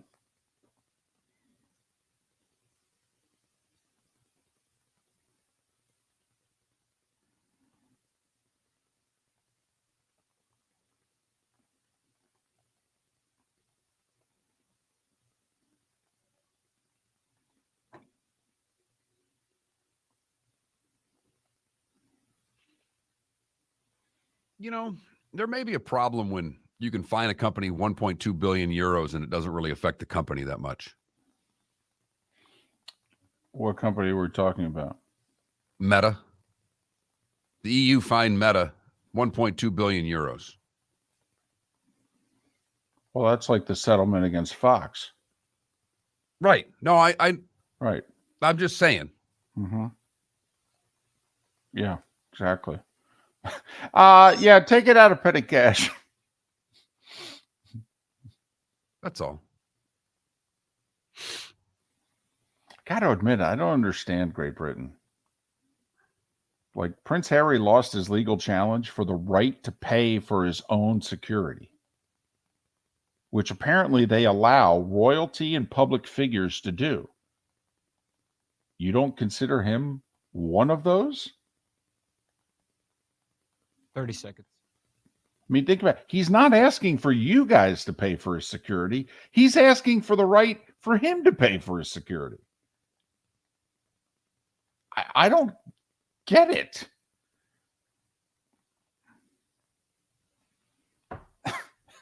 You wonder why he doesn't want to come back. 10 seconds.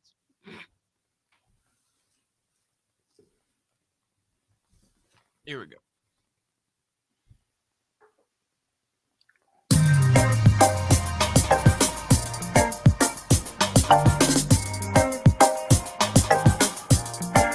Welcome back to Miller and Moulton, only on the Florida Sports Network.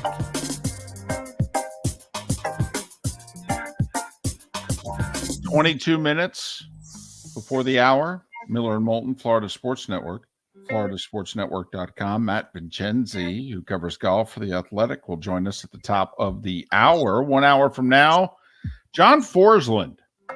We think the best hockey play-by-player going right now. He's calling the Eastern Conference Final, Carolina and the Panthers, on national radio. He will join us 1 hour from now. It's been a year since we talked to him. Miss talking to him. But he's back on the East Coast. He does those Kraken games. You know, the whole time difference thing. Don't want to bother him in our hour. So, be nice to talk to him again. Text line is open at 21,000-21,000. Anything you want to chime in on, feel free to text the show. If you've never texted before, you need to text the keyword FSN radio one time, and then you're in. Like this gentleman who giving David Sampson a hard time. So it sounds like David Sampson's bought and paid for already. I'm sure he knows, although he should. His demographics. Millennials aren't MLB fans. Boomers and Gen Xers are. When talking about the questions of streaming and getting on, and I take offense to that as a Gen Xer telling me I can't stream. Well, it's not that you can't stream, it's that you don't want to. That's not true. That's not true. I have now gotten to the point where I only watch, I have DirecTV for another couple of months until I cut the cord. I'm contractually obligated for a couple more months. Right. I only watch DirecTV for sports. Any other viewing that I do is done streaming. Any shows that I watch, anything. So I am looking forward to cutting the cord. Just trying to figure out with, Bally's is not part of that. There's a couple of things that I need to be able to get that I'm worried about, that I've got a little investigating to do between now and whenever that time comes. There was a report last night by Sports Business Journal that one of the major RSN companies has apparently said out loud they will continue to make their RSN payments if you will give us the direct-to-consumer rights to these 9 teams.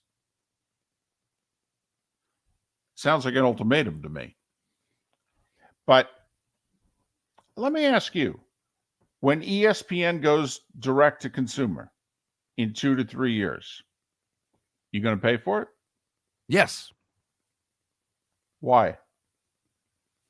Well, I guess that depends. If ESPN's still a part of YouTube TV or whatever it is I'm buying, I wouldn't bother. If it's part of whatever live TV system I have. If it is not, then I will buy ESPN to watch games. Okay. Because the thought is when they do it, they're going to charge $30 a month. So basically $1 a day for the 4-letter network. How many of you right now would pay $1 a day for the 4-letter network? Just a couple of things that I don't know if you know the answers. My guess is that will include what's on Plus now. You will be getting all of the ESPN properties for that. I'm guessing that also. I don't know how you couldn't. Correct. So I'm already spending money on Plus. The price for Plus, by the way, just went up. It's now $100 for a year. $99. Yeah, I get it with the whole Disney, Hulu, or bundle. Well, there you go. I'm paying $15 a month. So I would probably drop that and just go to ESPN. It is going to be, it's the one thing I've got to sit down, because between all of the different streaming services, ones I pay for, ones you don't have to pay for, are you really saving any money? And obviously, my world's a little different because during football season, I'm traveling and I don't need the 4-letter network for any games. You need it for college basketball. Yeah, that's when we had this. The NHL. Yes. And the NHL might be the biggie, actually, outranking college hoops now, because it's one of the 2 national providers along with Turner. And they alternate the finals every other year. In a 7-year deal, ESPN gets it 4 times, Turner 3. This year's year 2 of the deal. It's a Turner deal, or Turner year, I should say. They've got the Stanley Cup Finals. So I believe the last hockey games ESPN will be whenever the Vegas-Dallas series ends. But, just curious, direct to consumer. If that's where we're going in 2 to 3 years, and whether it's the demise of cable TV or it's going to severely shrink it from about, like ESPN's in apparently 74 million households right now. Middle of last decade, it was in 100. It's already down to 74. Apparently, the word in the industry is that if it gets to about 60, that's when they're going to go direct to consumer. And then the question is, sports right now is propping up network television. Is sports propping up cable? Or actually, are there far more people out there who are like, God, I'd love to get all the sports stuff off my cable bill and just pay for the rest? Where are you? I want to talk to you. Those of you that act that way, it's wrong. My guess is most of those people are not listening to this show. Going to go out on a limb. I understand. Right. So when you hear DTC, direct to consumer, that's like me. I'm having to get used to all this AI talk. I keep going, why are they talking about Allen Iverson? That's all. He does the practice bit in his head, and then he goes on. And now they got a commercial, on it. So yeah, I'm talking Kevin Hart. I mean, the whole deal. Anyway, so there you go. Is there any doubt, by the way? I mean, should we back up the truck tonight? I mean, we're laying 1.5 points, for goodness sakes. All we have to do is pick the winner tonight. Is there any doubt who's going to win the Heat Celtics game? I mean, why are we not taking out a small loan? Personal or business? What are you doing tonight? It's just business. Boston has offered so many excuses in the last 40 hours, if you will, or 35 hours, or whatever. Right. Whatever. I mean, it has just been one one excuse after another. I mean, if they didn't show up for game 3, why in the hell would they show up for game 4? I mean, they're going back to Boston anyway. I mean, are they really going back to play? Or are they going back to pack and golf? Hell, how many of them are just going to team has any heart, David? It's really tough to think that Boston has any heart with the way that they played in the second half of game 3. Also, by the way, I know I said this yesterday. It was not a good look for the head coach. I know the whole you want to put it on you and take the pressure off the players. But the other thing was you get the same answer to like all 6 questions. I mean, dude, now you're not even being genuine. Seriously, your team just produced that performance and you're not going to give one real answer? Miller and Moulton asked for 6 seconds of truth. Joe Mazzulla didn't even give us 6 seconds of truth after that game 3 performance. Seriously, you have that little disregard? The hell with Miller and Moulton. Okay, you have that little disregard to your fan base? You can't give them one soundbite that they can chew on for 2 days? Come on, dude.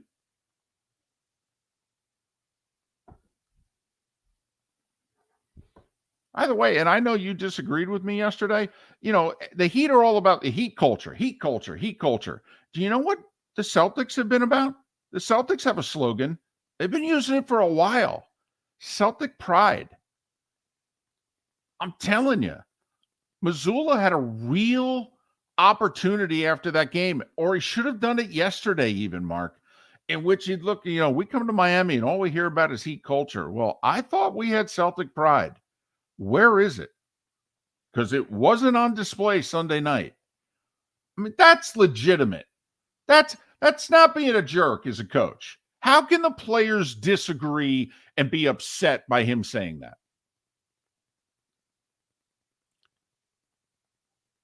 I don't think they can. And I think you're right. Yesterday would have been the day to do it. After the game, he just pulled out the coach's playbook and fell on the sword. And I know you hate it. And I think the point that you make to the fan base is a greater one because they have tried to make this line of demarcation that the media is an enemy. But we've talked about it. They're the conduit to get you to the fans. Right. Yeah, we're idiots. Absolutely. We're stupid. We're lazy. Yeah, use us. Use us. Figure it out. Use us. We want to be used, actually. I mean, we might as well walk into the room with a sign. Please use us effectively. Just use us. Because if you stop using us, we're out of jobs. So just use us. And if you can give us free food and parking, that'd be fantastic. Food's really important. Don't kid yourself.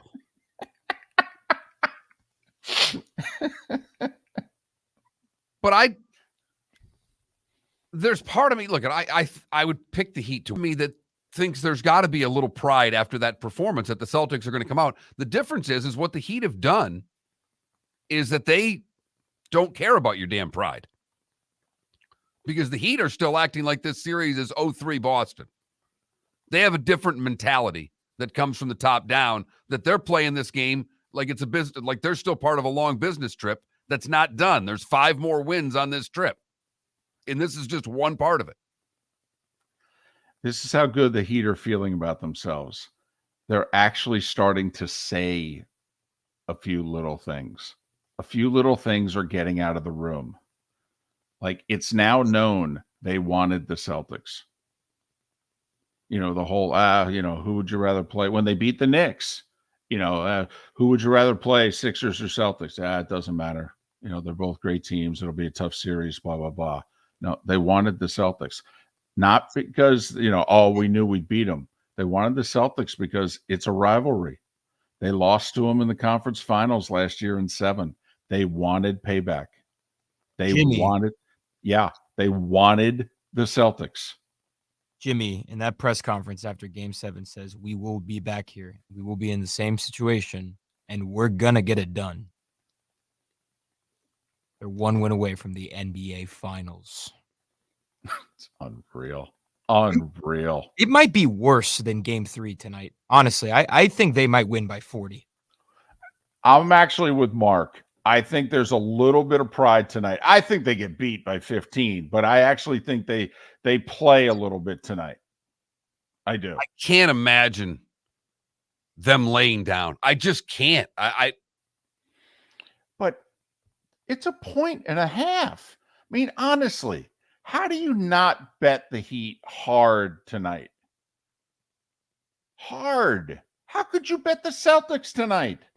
How could anybody? How could Portnoy and Bill Simmons, diehard, obnoxious Celtics fans, how the hell could you bet the Celtics tonight? Just because you don't think both series are going to be a sweep? Law of averages?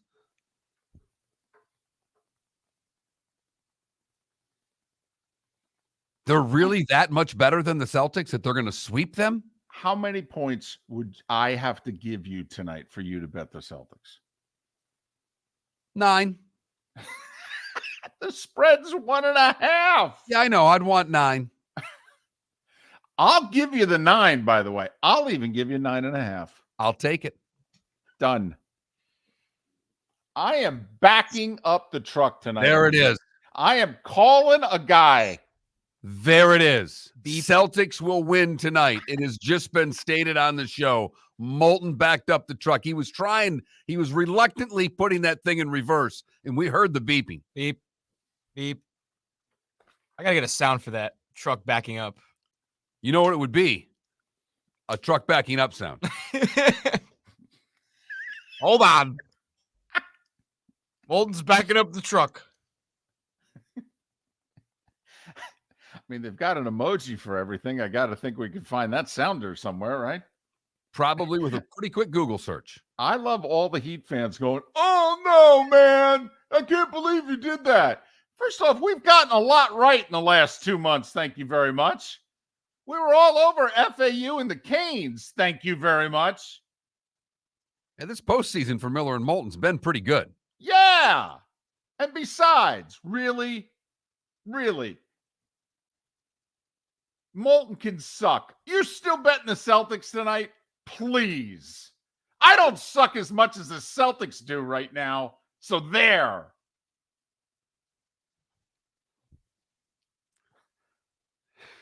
Can't argue with that. Moulton sucks as much as the Celtics. Well, no, not that bad. Come on.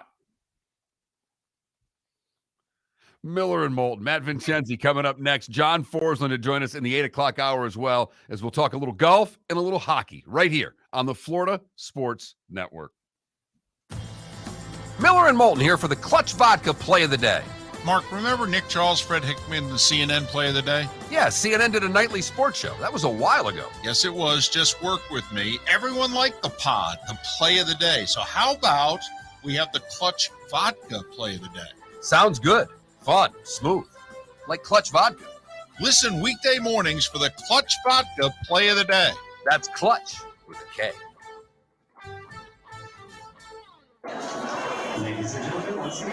Yeah. Hi. Excuse me. Hey, the line starts back here. Ma'am, if your party's not here, you're going to have to go around again. If you had the opportunity to avoid all this, wouldn't you? Salt Live is the official transportation provider of the Miller and Moulton Morning Show, making your trip to and from the airport seamless and stress-free. Salt Live is supported with the help of local partners like the Bayfront Inn. Gather your family and friends and enjoy a leisurely day on the water with a pontoon or deck boat. If you prefer to explore the waterways without a motor, the Bayfront has canoes, standboards, and kayaks. At the end of your journey, enjoy lunch or dinner at the Bamboo Tropical Bar and Grill. The Bayfront Inn, something for everyone on 5th Avenue in downtown Naples. BayfrontInNaples.com. When you need a ride, book with Salt Live Transportation, 308-8686, or book on saltlivetransportation.com. David Moulton for Napa Auto Parts, and Napa Filters. Insist on Napa filters for your vehicles, or if you're a do-it-yourselfer, only buy Napa filters. Napa has a filter for almost anything on earth that moves, whether it's motorcycles, foreign and domestic cars, vans, SUVs, earth-moving equipment. You get the idea. Napa Auto Parts, Napa filters. Insist on them for your vehicles Or if you're a do-it-yourselfer, only buy Napa filters. Located on the East Trail, locally owned Naples Tiki Bar and Grill is an outdoor eatery next to the Hitching Post Shopping Center. Island-inspired food with a true tiki theme. The best place in Naples to enjoy the beautiful weather in Southwest Florida. The Naples Tiki Bar and Grill offers a great menu for dine-in or takeout. Enjoy our famous pulled pork, huge burgers, and tiki bar cocktails. Don't miss happy hour every day from 3 to 6 and live music 7 days a week. See you soon at the Naples Tiki Bar and Grill, 11498 Tamiami Trail East. The waterways of Naples are a beauty to behold, and the Bayfront Inn has multiple ways for guests to enjoy the water and have some fun. Gather your family and friends and enjoy a leisurely day on the water with a pontoon or deck boat. If you prefer to explore the waterways without a motor, the Bayfront has canoes, standboards, and kayaks. At the end of your journey, enjoy lunch or dinner at the Bamboo Tropical Bar and Grill. The Bayfront Inn. Something for everyone. On 5th Avenue in Naples. You are listening to Miller and Moulton on the Florida Sports Network.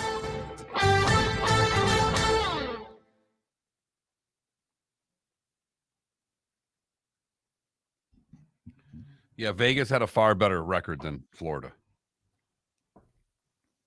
Now, if Carolina were to somehow come back, they've got a better record than Vegas.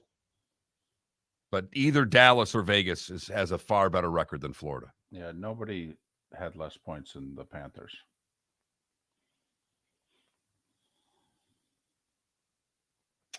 Nice article in The Athletic about the Panthers as an organization and the owner taking over 10 years ago and all the things. Taking them out to dinner and all. Yeah, I read that. All the things he tried and failed and yet It kept still thinking. doesn't. The one thing that was interesting that he's done all this. They've still not made it as a franchise. Well, and then you know what I thought was interesting? The Panther, and I don't know if it's the owner or somebody in the front office who said we're trying to become Tampa. Now, it's one thing for you and I to say that, but the fact that they actually said that out loud. And it was encouraging. Their season tickets are way up and the things that it pointed out in there. Right, and TV ratings, and great. Fantastic.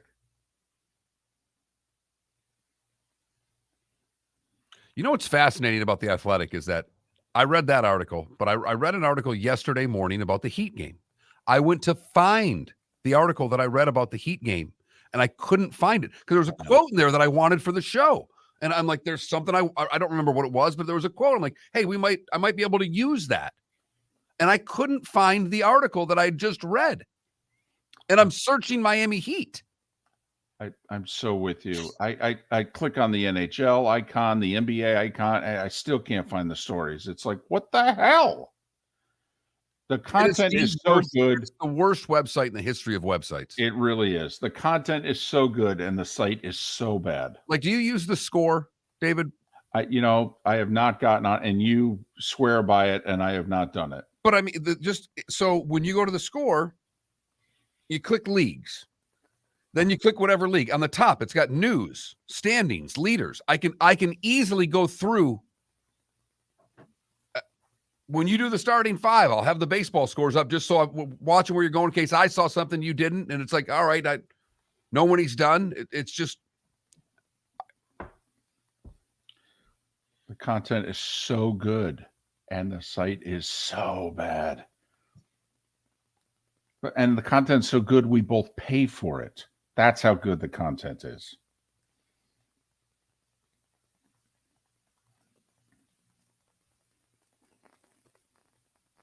And I would pay for it if the show went away. That's how good the content is. But the site's horrendous.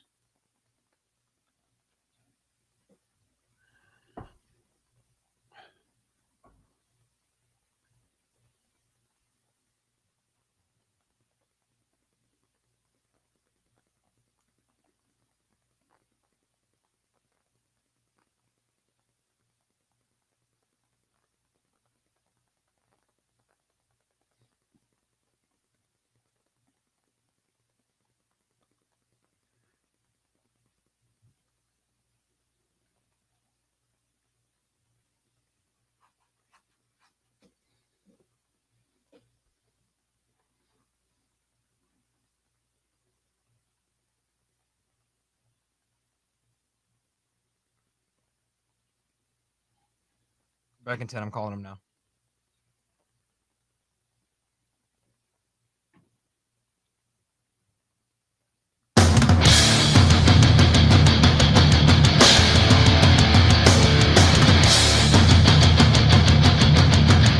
You are listening to Miller and Moulton, exclusively on the Florida Sports Network.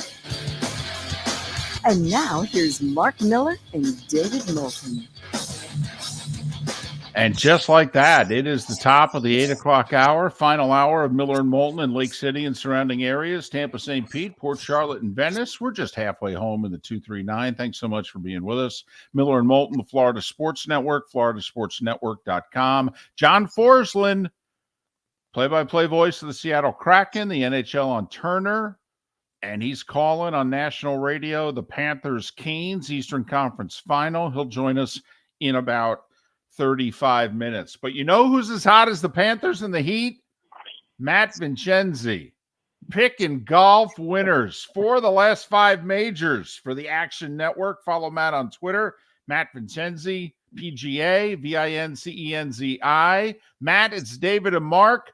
What the heck are you doing coming on this show and working this week? You should be independently wealthy by now. Yeah, it's definitely tough to work this week. I didn't want to do much, but I'm happy at least I think both majors this year were on the show, so maybe some of the listeners cashed in as well. Well, why is it that you were so high on Brooks? It's easy for us to look at it after and talk about the way he played. What had you high on Brooks Koepka heading into the tournament? Yeah, for me, it was almost too obvious. He's won 2 majors in New York already, both long, brutish par 70s, similar agronomy, similar grass type, similar greens, similar winning score that was projected. So to me, it was like, the big question was for people whether he would be ready from playing on LIV, and I think that question was answered the way he played at the Masters. He wasn't great on Sunday, but the fact that he was there shows me that he's been preparing the same as he always does. Seems healthy. His interviews are really good leading up to the event. I listened to a lot of Coach Juan Harmon talk about the way he was preparing. So for me, all the signs pointed to Brooks winning. I thought he should have been the 3rd favorite, and he was 7th or 8th favorite. So to me, that was just a smash bet. What do we make of the significance of his win? Is there any besides what it means for him, taking him to 5, and that's a whole new level? He now, outside of Tiger and Phil, he is the active golfer with the most majors, and we can debate just how active Tiger and Phil really are these days. But does his win have anything bigger associated with it or no? Yeah. I think it's huge in the history of the sport. I mean, think about this. Back in 2014, when Rory was walking off Valhalla with his 4th major, he was 25 years old, and Brooks was playing on the Challenge Tour. Who would have ever thought that here we are in 2023 with Brooks having 5 majors and Rory still having 4? So, and I think kind of comparing those two guys, if you look at Rory has 15 more PGA Tour wins, but Brooks has the 5 majors, and I bet if you gave Rory truth serum, he'd trade 15 wins for another major because he needs one so bad. So I think, and that's a good debate to have, but I think in the grand scheme of things, I mean, he puts himself in another category with that 5th major of his, and it's really impressive. And the funny thing, you probably look at all the guys who have 5 or more majors, you won't see very many of them that have whatever he has, 5 majors and 10 PGA Tour wins, because he just seemingly, only gears up for those majors. That's why it's probably been good for him. I'm thinking back to the Full Swing documentary when they really dialed in on Brooks and he questioned whether he could win anymore. It's been a hell of a year for him, because he went to go to the LIV Tour. I don't know how happy he even is on the LIV Tour, but certainly made that decision. It looked like in that Full Swing, in part because he didn't know if he could compete anymore. And now here he is, T2 in the Masters, winning the PGA, and looks as if, as you go into the U.S. Open, he's going to be one of the favorites again. Yeah, I mean, that documentary was kind of tough. I saw on the podcast he was on Part of My Take recently, and he said he was upset in that interview because he was lost a bunch of money on March Madness or something, which I don't know if it's true or not, but that's what he said. Yeah, I mean, I think a lot of people kind of read almost too much into it, because I think the narrative going into it was yeah, of course, Brooks left because he never thought he would be the player he was before. But I think all great athletes, when you're not playing well, are going to have some self-doubt. But I think as an analyst or someone who, views the game and, has takes on how a guy's going to bounce back, you need to be able to see that athletes are always going to have self-doubt. They're always going to wonder if they're ever going to be good enough, because that's what makes them so great to begin with. It's a desire to be perfect. So yeah, I mean, when you're injured and you're not playing well, that's what's going to happen. And I'm sure that's partly why he wanted to cash in, but he was never going to win the John Deere Classic or, any of these other events. For him, it's all about the majors. So that's why the LIV schedule is good. As we saw this year, he can kind of work his way into it, make sure he's healthy, not play as much, not grind as much, and then make sure he's ready those 4 weeks a year. Matt Vincenzi covers golf for the Action Network. The Action Network. Follow him on Twitter, Matt Vincenzi, PGA, Matt Vincenzi, VINCENZI, PGA. Did the PGA change the golf universe in this respect, Matt? I don't remember anybody coming out of the Masters saying we got to have DJ and Koepka on the Ryder Cup team. And now 5 weeks later, they've both won on LIV, and Koepka's got a T2 and a win in the 2 majors. And Scotty Scheffler came out and said, I want the best damn team. We haven't won on the road in 30 years. I don't care what tour they're playing on. Is life different now than it was just a few weeks ago? Yeah, it's a great question. I think it is. And Zach Johnson was asked about that because Brooks now he's only played 2 qualifying events for the Ryder Cup standings list, and now he's second on the list in terms of points. So he wouldn't even have to be a captain's pick; he'd be automatically on. And Johnson said that he'd be on based on the points, and he's not going to hold people off. I don't think he would ever pick any of them for a captain's pick. So that's where the DJ comes in, and maybe even Bryson. I don't know if you saw. On Saturday, Bryson was using a U.S. Ryder Cup umbrella. I think he was trying to send a message, I think. He played great too. But, yeah, I mean, I think the landscape has changed. I think all these guys want the best players on the team. I don't think they really care. The only one who was really vocal about anti-LIV Ryder Cup was McIlroy. And you have to question whether or not he was, sponsored to say those types of things. Rahm was very vocal, saying that he wants the best players. He doesn't care what tour. Fitzpatrick had said it way back when. So, it's different on the European side. And my question is this. If they let Brooks play, then European tour guys, they had to give up their DP World Tour membership. So you won't get the Sergios and Poulters and Westwoods, who may or may not have gone anyway, on that team. So they can say, all right, LIV guys can play on the U.S. team, but not the European team. And that's when I think Ron might say, all right, I want my guy Sergio to play too. That will be fascinating in the coming months. The big story that wasn't Brooks Koepka was obviously Michael Block. How much money would you bet on him making or missing the cut this week at Colonial?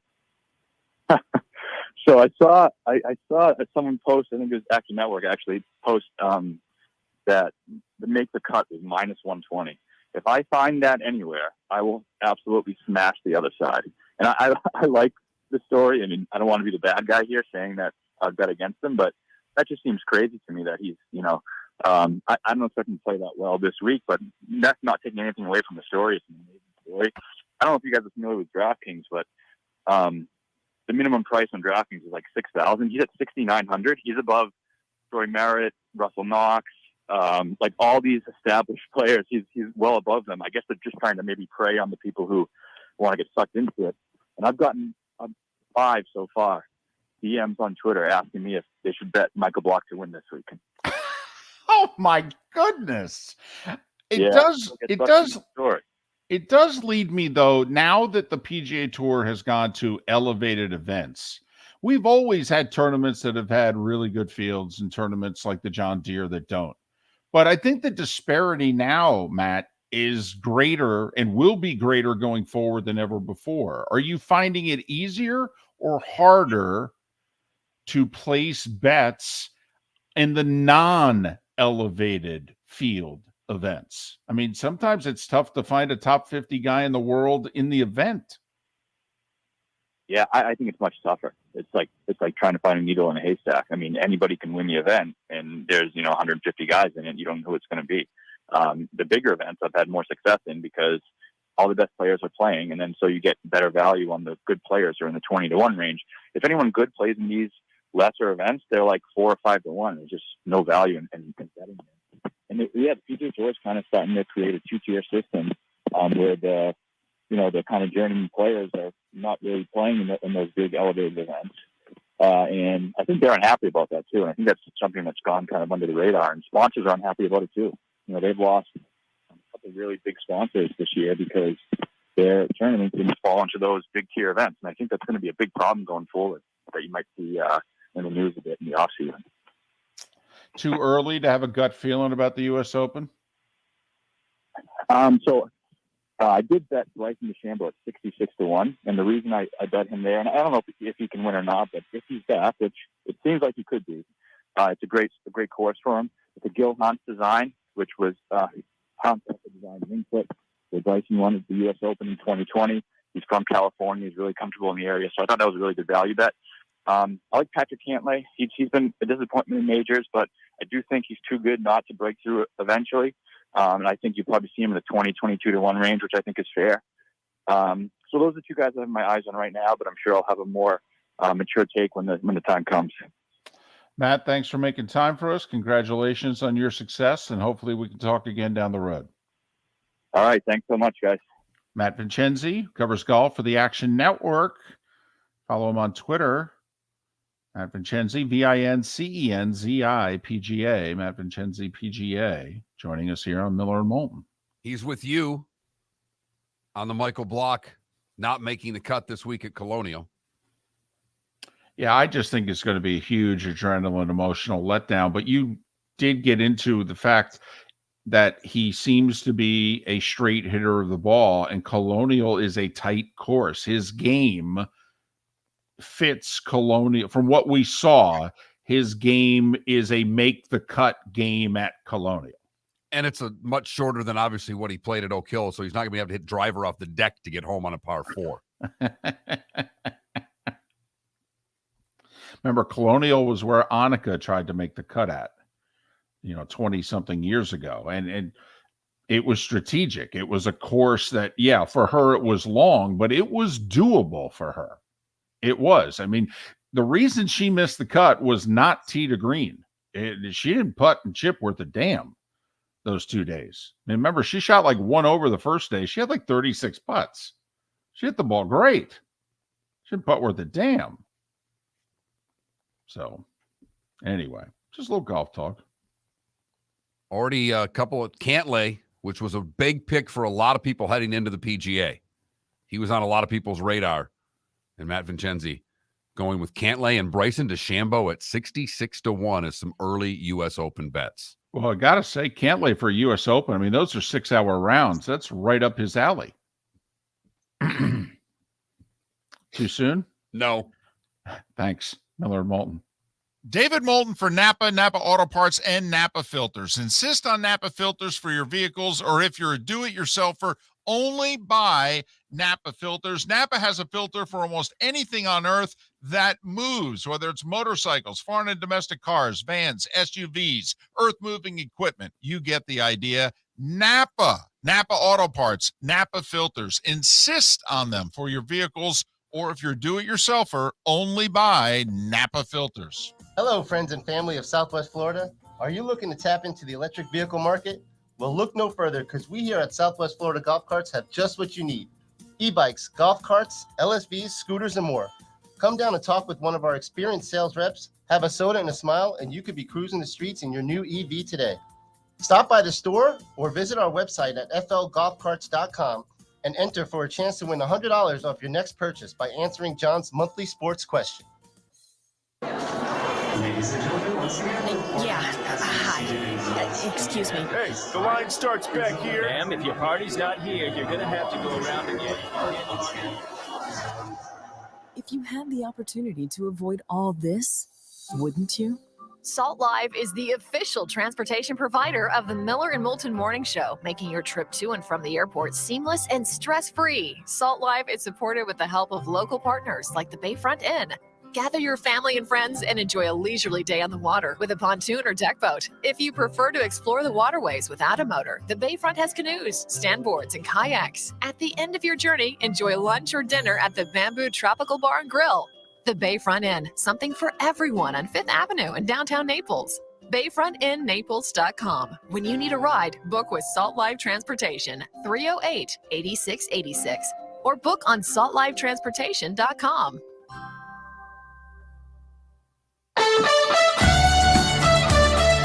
You are listening to Miller and Moulton on the Florida Sports Network.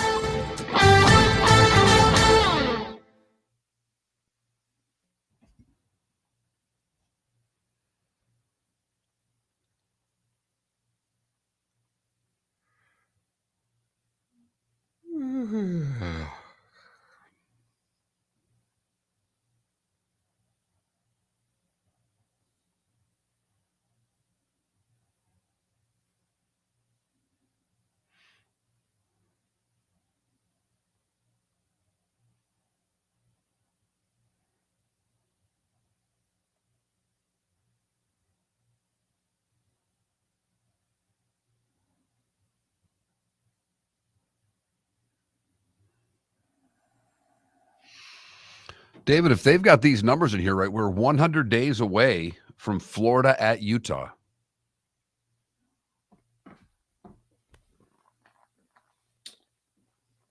What day is that game? August 31st.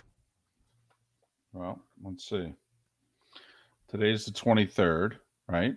So Well, you got 92 is the 3 months. 8, 30, 31, 31. Yeah, there you go. So what day is August 31st? That's a Thursday. Yeah, 100 days, 14 weeks and 2 days.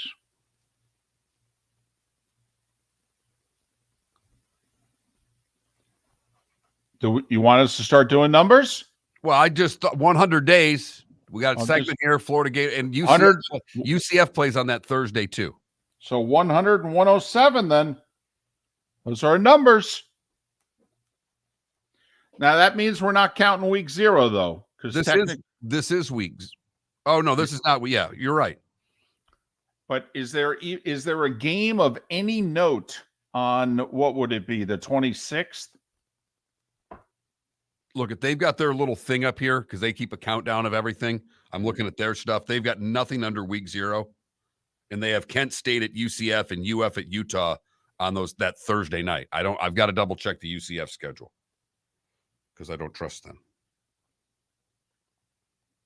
Yep.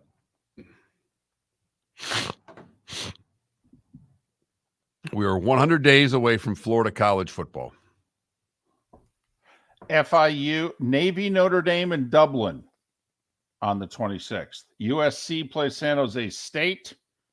FIU is playing Louisiana Tech. San Diego State's hosting the Bobcats of Ohio. We got 7 games apparently.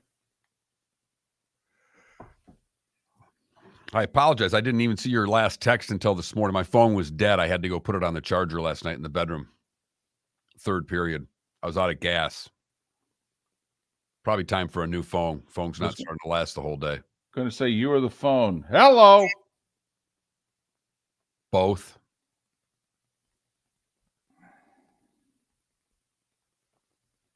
Well, that'll be the segment, the magic numbers. Okay. And what ones are we using? Okay. Are we using 95? We have to make a decision. I don't count week 0. Okay, well, I just save it for the show. Guillermo, I'm not ready for the other numbers yet. Guillermo, you're in the minority. Oh, people are living for the numbers. Really?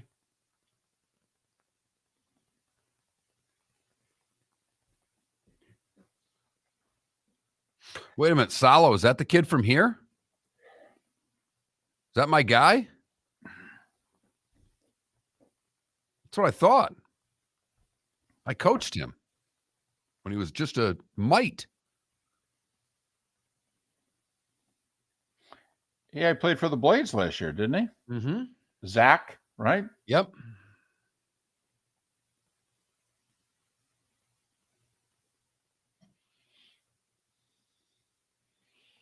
I love the fact that apparently the team shared the same flight to Newfoundland. That's what someone in here said. That funny. Oh, the Gators are going to be dogs in that game, Hops. Oh, double-digit dogs. 10 seconds. I'll give you the Gators in 10 right now. 9.5, actually. I'll give you the Gators in 9.5.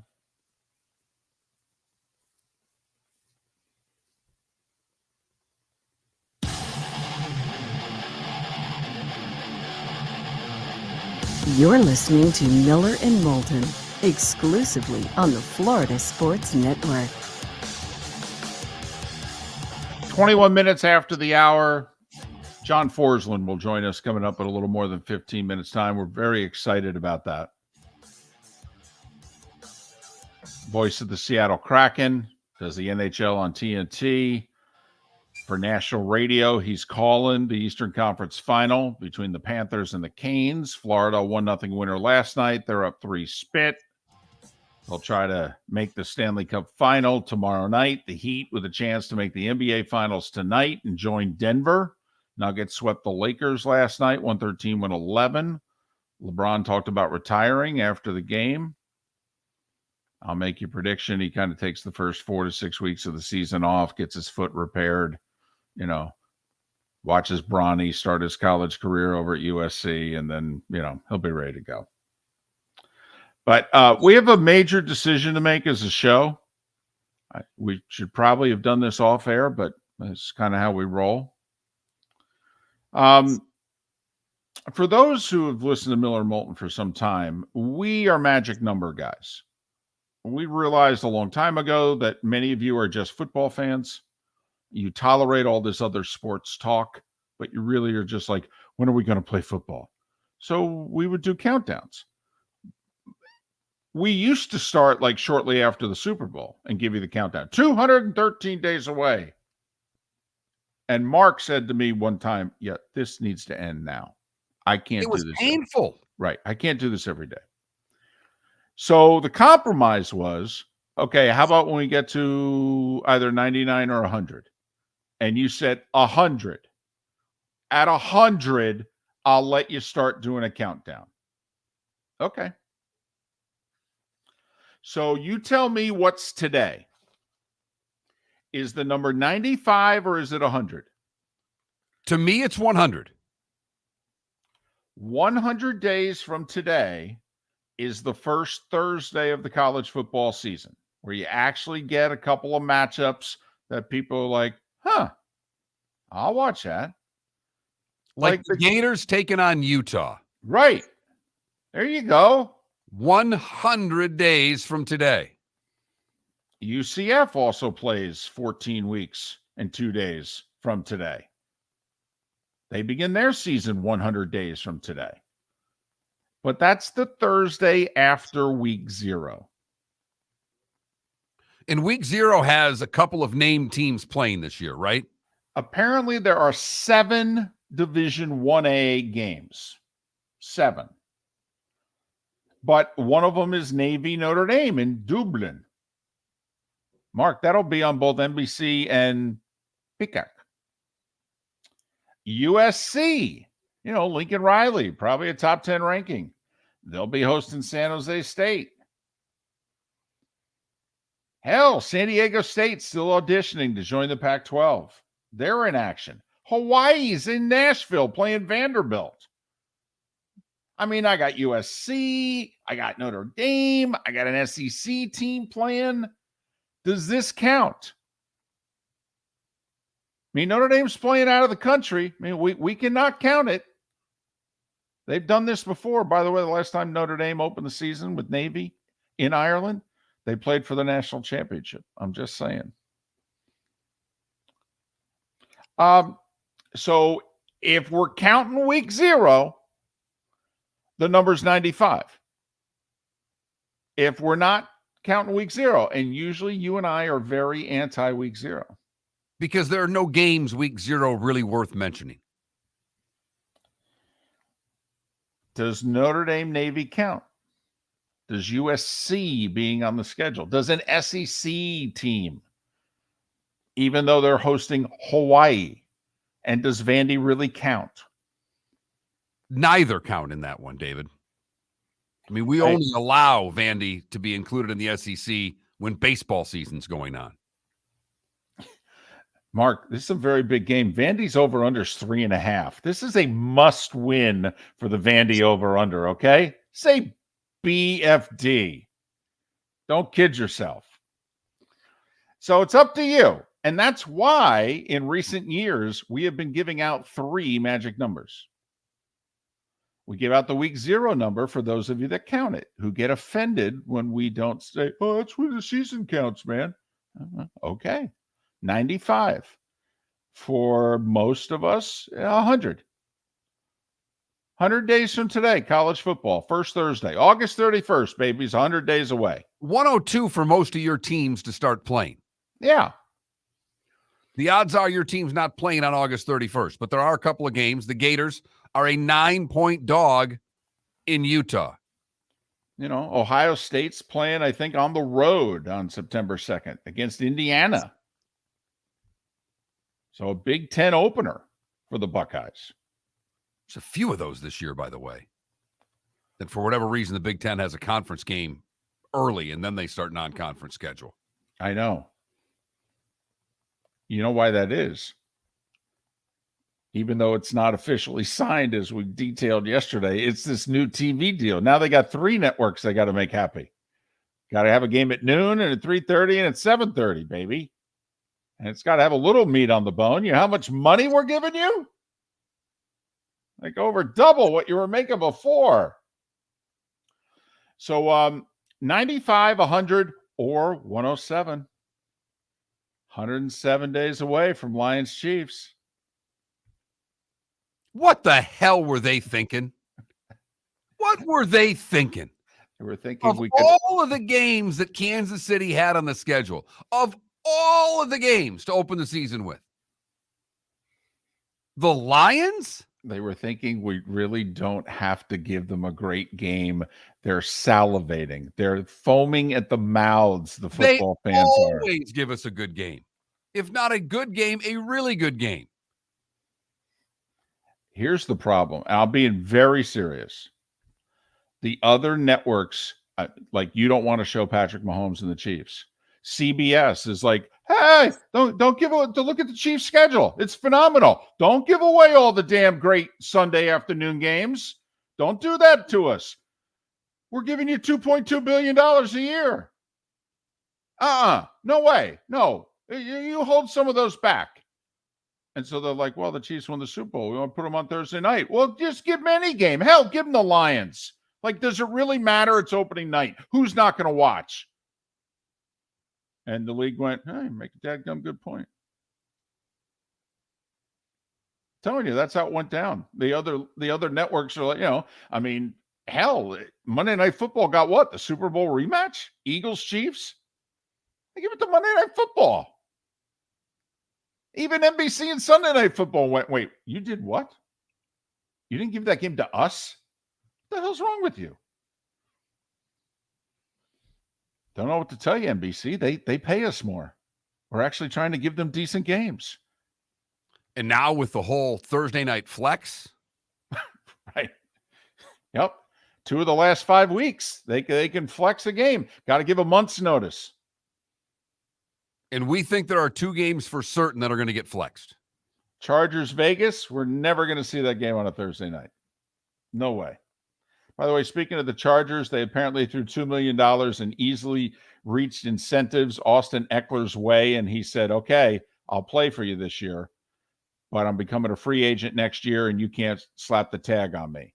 And the Chargers said, okay. So there you go. That happened early this morning, apparently. And then Saints-Raiders, like we're going to see that on a Thursday night, please. Or Saints-Rams, I'm sorry. Saints-Rams, no chance. Right.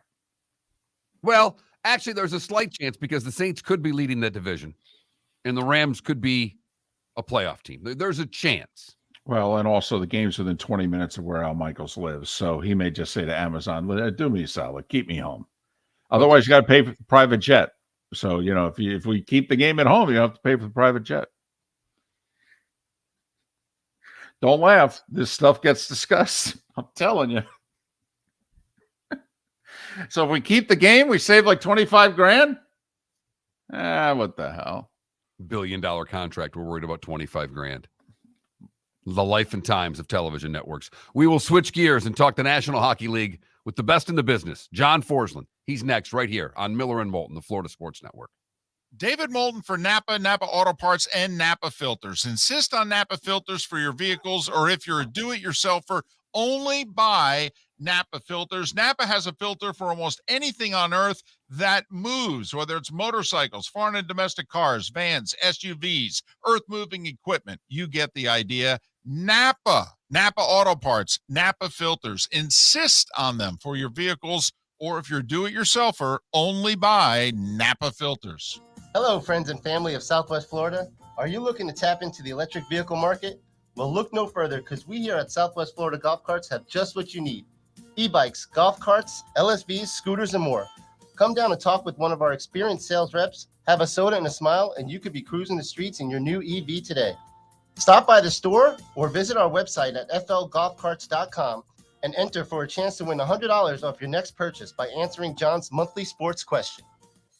Ladies and gentlemen, once again. Hi. Excuse me. Hey, the line starts back here. Ma'am, if your party's not here, you're going to have to go around again. If you had the opportunity to avoid all this, wouldn't you?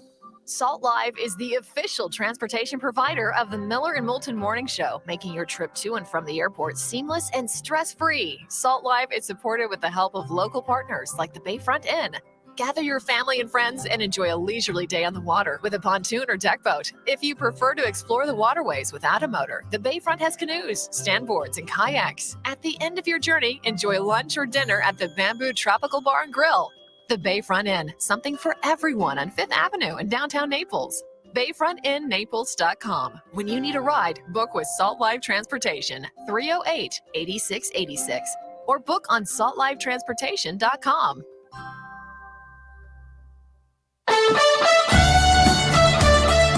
You are listening to Miller and Moulton on the Florida Sports Network.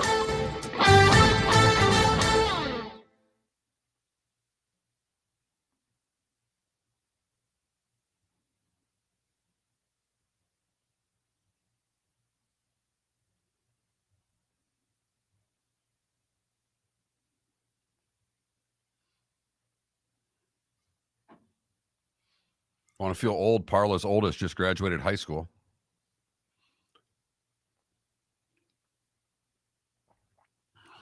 Wow. Right?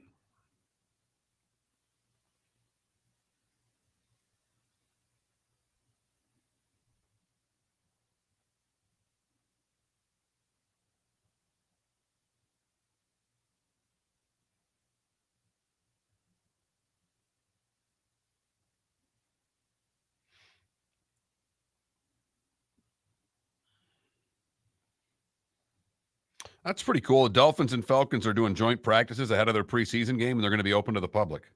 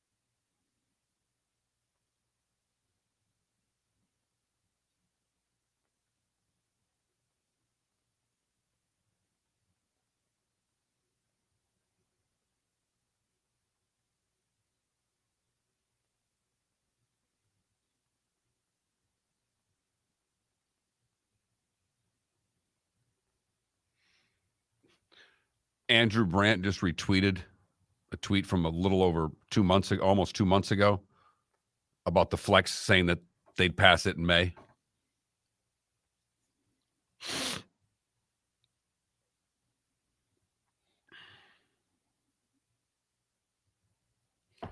I have not bought his service.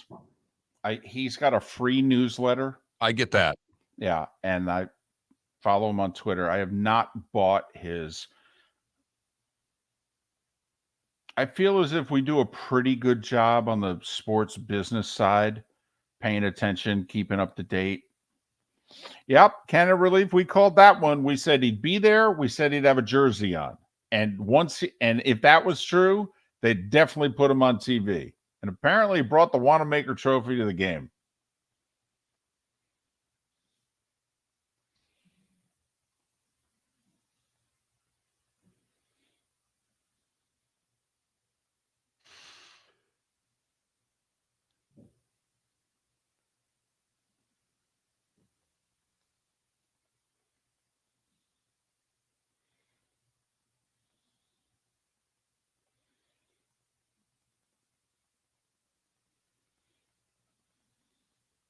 I'd bring him on the ice before the game by the Panthers. I'd bring him to center ice, and congratulate him on I would winning. have him beating the drum instead of Jeff Conine, unless he's already done it. They have the fan that. Right, that's okay. Game 4 then. He's right. Unless you're saving him for game 2 or game 3 of the Cup. I mean, he's right.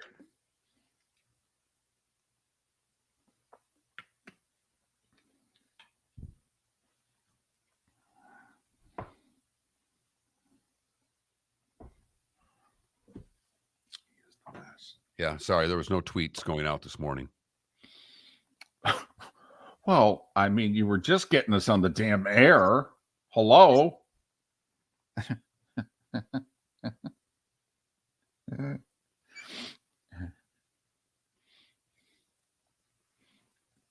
John didn't answer. I'm going to call him back.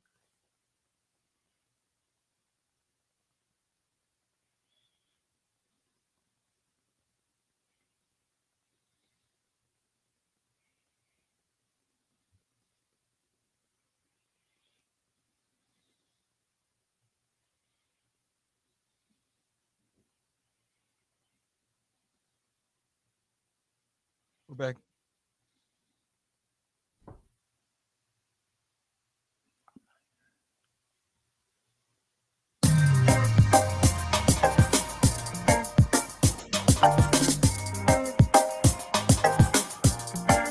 Welcome back to Miller and Moulton, only on the Florida Sports Network.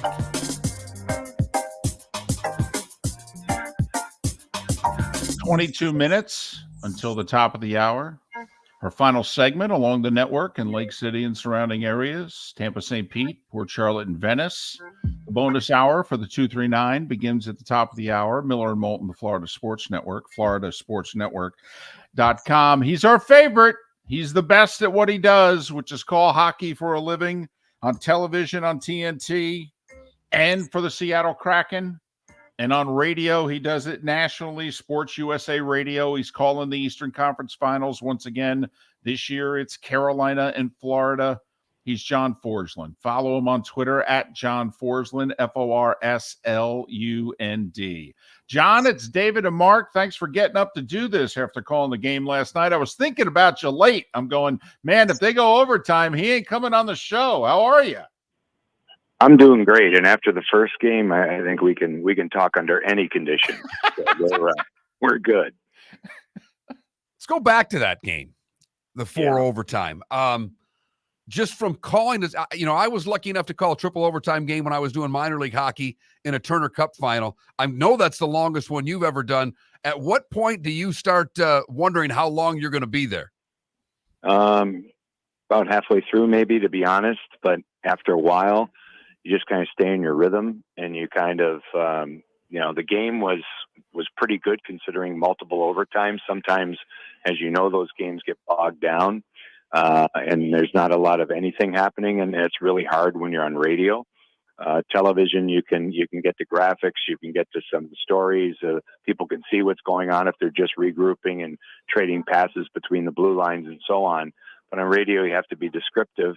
And anyway, you just got to really stay focused. I think that's the key, and that's what you do. And you try to maintain your energy level. Hopefully that happened. We had a great time with it, Jimmy Fox and I and Billy Jaffe, and it was an epic game. There were tremendous chances. There was great goaltending. It seemed like in that game the goalies were the fresher athletes of them all. You would think they would be the ones that would wear down at some point and there'd be a bad rebound or a bad goal. It never happened. So the series has been really tight, obviously. There's a real fine line there, but the Panthers have earned their way to this 3-game lead. For me, they've been the better team. They're writing an unbelievable story here, and it's a lot of fun to watch. John Forsland, NHL on TNT. He's calling the Eastern Conference Finals live, Sports USA Radio. It's the best, quote unquote, local television broadcast in the league. It is John Forsland. It is Eddie Olchuk. It is JT Brown for the Seattle Kraken. Listen, we just know you from afar, and obviously we're big fans. But we know your story. You were there in Hartford, followed the Whalers to becoming the Canes in Raleigh. So you were there from the beginning, and you saw it, work after struggling. Now you go to Seattle from day one. From following you on Twitter, John, this past season seems as if in the 30-plus years you've been in the NHL, it may have been one of your favorite.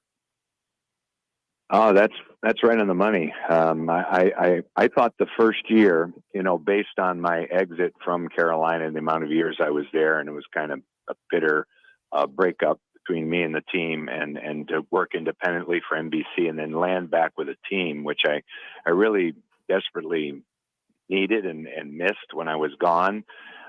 The first year with the losing and the challenges the Kraken had, but the launch of that franchise was one of the best, if not the best year of my career.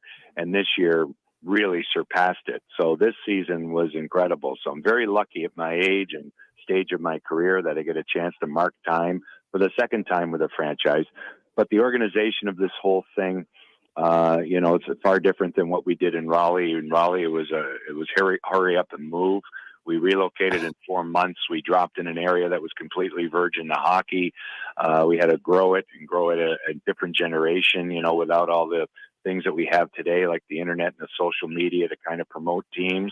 The Kraken are a highly organized professional outfit and have done a great job getting all of that in place. And then the Seattle community has come together in a big way. And I thought once they got a taste of the playoffs, we know, like you guys know, and all of us that follow the great game of hockey know how special the Stanley Cup playoffs are. But you can tell people that, but till they sit in the building and see it firsthand and experience it as a city, they have no idea what you're talking about. But now they do.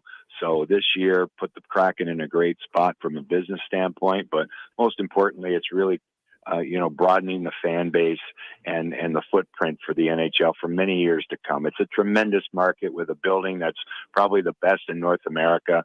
And the team, really showed well through the 2 rounds of the playoffs.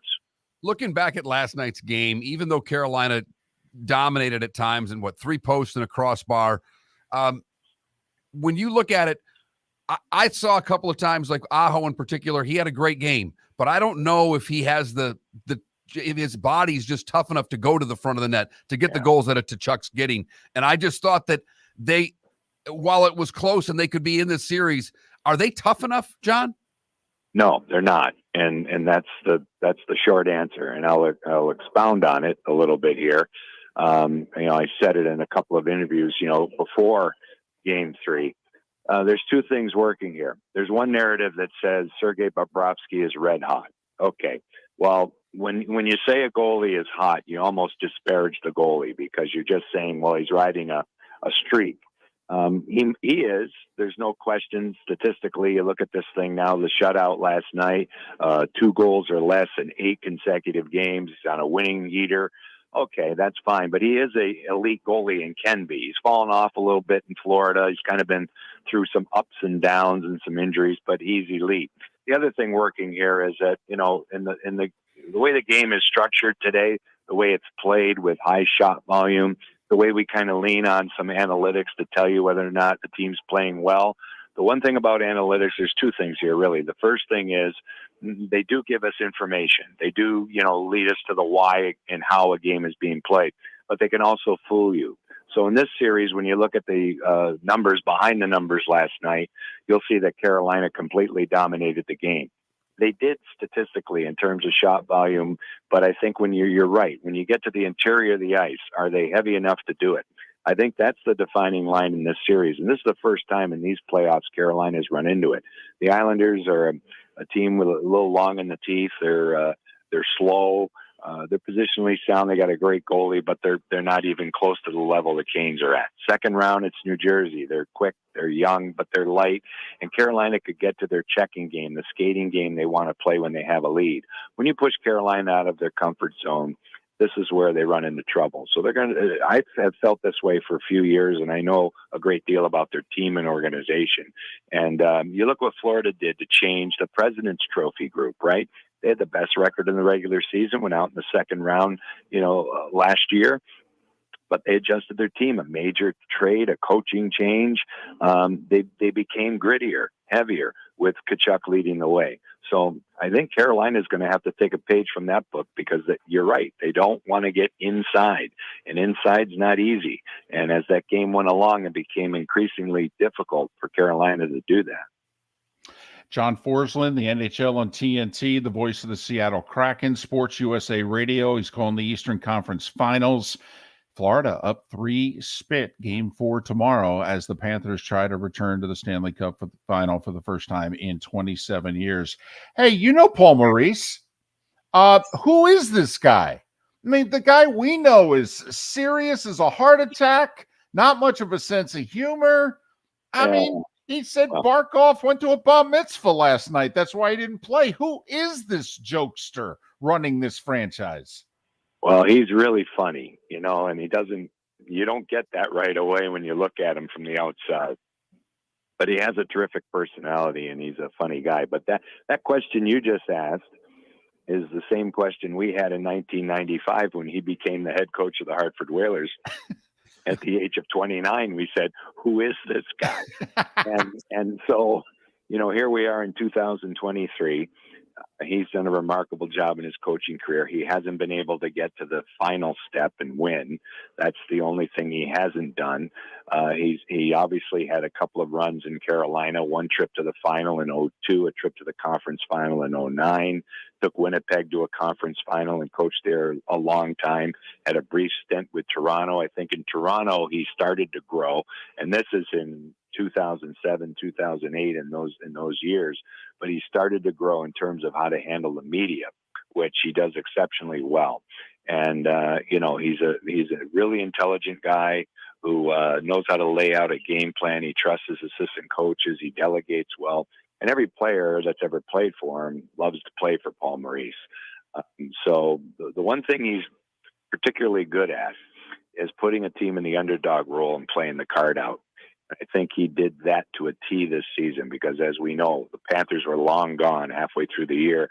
Nobody was thinking about this team in terms of the playoffs, and they started to rally a little bit in the second half. But it wasn't until the very end of the year, when they were on fumes, that they were able to make their push and get in. Then they beat Boston after going down 3-1. Then they basically, just shoved Toronto right out the door in short order, and now they get to this. So it's one of the best stories we've seen in a long time in the NHL, and it's great to be part of it. Well, and now it looks like Barkov could be hurt. How big is this, John, in your estimation? It looks like they'll get out of this series, but to go up against Dallas or Vegas, Barkov's been so damn good. This is going to be a big blow if he can't come back. Yeah, tonight will be very important, obviously, for Dallas. A similar situation that Carolina was in last night. Being in the West a great deal and doing Vegas in the second round, seeing that up close. I don't know if Florida with Barkov can beat Vegas, but we'll see. Bobrovsky needs to continue down the path he's on right now. Will they be able to beat Carolina in the series? Probably so. If Barkov is out for Game 4, I think Carolina's got a chance to push and probably send it back to Raleigh and see what happens. I don't think in the next step, if Florida gets there. With Dallas, it'd be difficult too. Down the middle is important. And Sasha Barkov is one of the great players in the league, two ways. Outstanding leader. They're going to need all hands to win the Stanley Cup. They have the goalie, obviously. They have the dynamic, the chemical equation that you need to go all the way. That's working. They got the story. They got the fans. They're going to push this thing hard. but they'll need Barkov. There's no question. He's a game changer. You saw what he did in game 2 of that highlight reel goal, but his face-off prowess, his checking, his penalty killing, and his overall, model for the rest of the group. That's kind of the key. Any good captain is just an example setter, and he's one of the best in the game. Well, and I think we're both worried also if the Panthers win this in 4, they could have a week-plus layoff. I wonder if that's what's going to slow them down. John, my final question is, road teams have a winning record in the playoffs. We've never seen, and the road team in overtime so far in the playoffs has been remarkable. Do you think it's one of those things, or, I'm sure you and the guys have sat around and talked about this, maybe even talked about it on the air. Do you have a theory as to why home ice advantage is not an advantage this year? It's really hard to explain. It's a great question. I think we do have to change the phrase from home ice advantage to just home ice, because there is no advantage. I followed a team all year in the Kraken who had a top 5 road record, and were just okay at home. They were over 500, obviously. They had 100 points and 46 wins, but there was a big difference in terms of how they played on the road and how they played at home. And we prod the coaches and players every day about this, so they got tired of talking about it. But the only thing I could come up with that team is the fact that they were able to play a road style which is far more simpler than maybe what they were attempting to do at home, which led them to their identity. They come home and they try to put a show on for the fans or press a little bit, and they come off their game. Maybe a little of that is working in the playoffs. Every player I've ever talked to will always tell you, I can't speak to the other sports, but will always tell you now, especially in today's game, there's no intimidation on the road anymore. These guys want to play on the road. They want to be the enemy. They want to stick it to the crowd. They want to go in there and show what they could do. And maybe back in when we were all younger and the Flyers, played in the Spectrum, and you had to go to, the Montreal Forum, and you had to play in Chicago Stadium. But maybe they used to call it the Philly flu, right? Against that team, nobody wanted to play. There's the fright factor was in place. That doesn't exist in the NHL really anymore. It's still a good, hard, fast, physical game, but it's played differently. And the buildings, become more generic over time. They're nice and they're beautiful, and maybe they're too comfortable.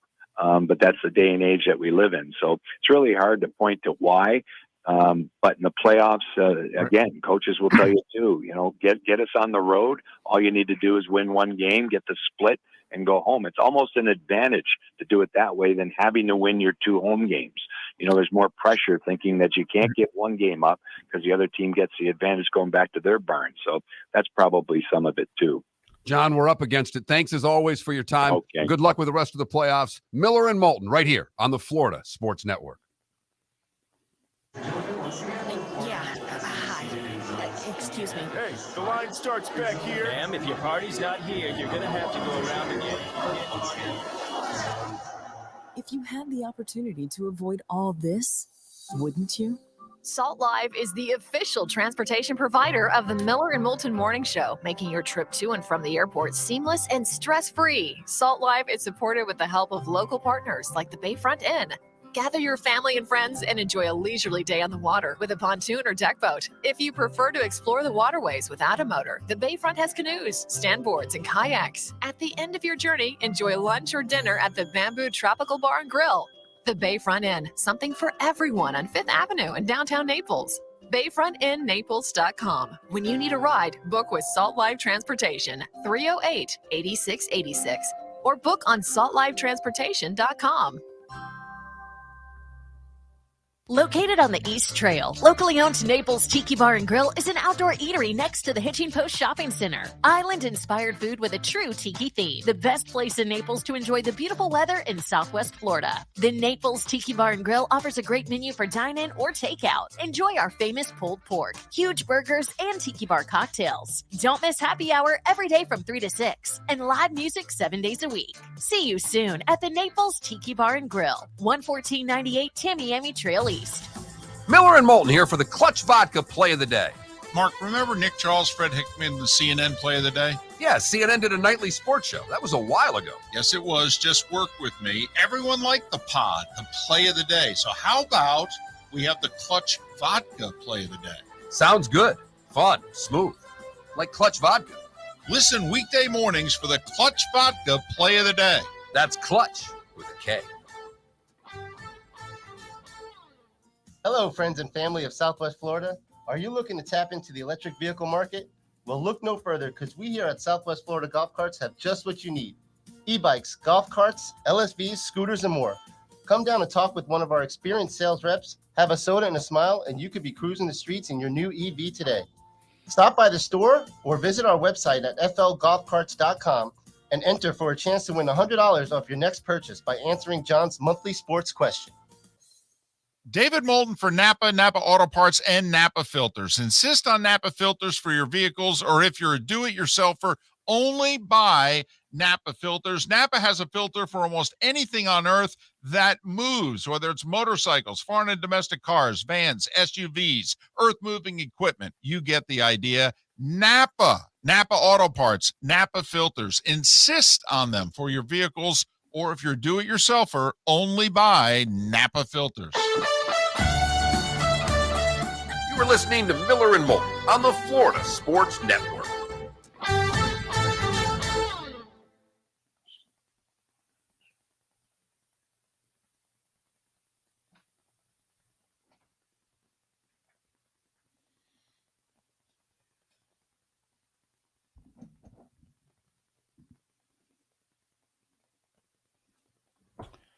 So Monday Night Football won the Emmy last night for like best live broadcast.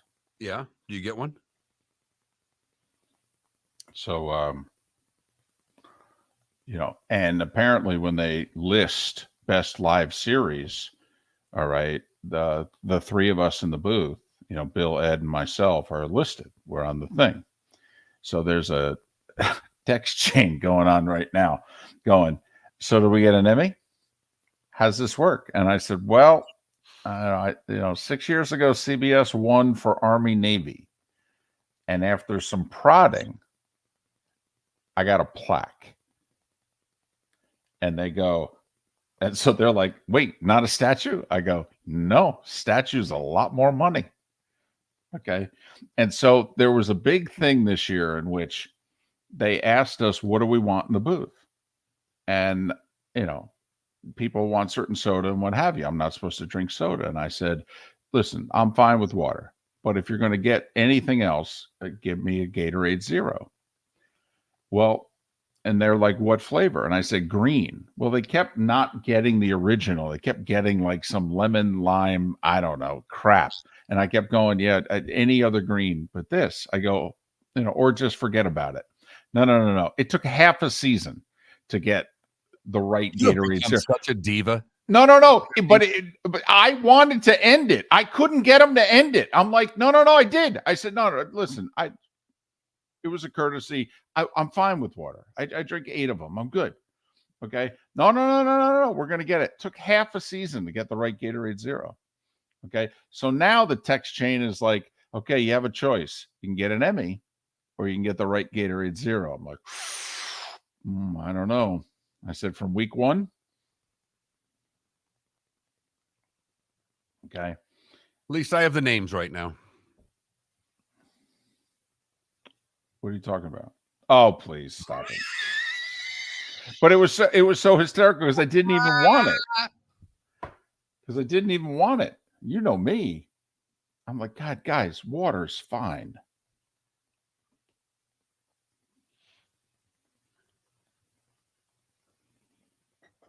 Because they're like, well, we've got Gatorade. I go, I'm not supposed to drink Gatorade, sugar, and do the zero. Oh, okay.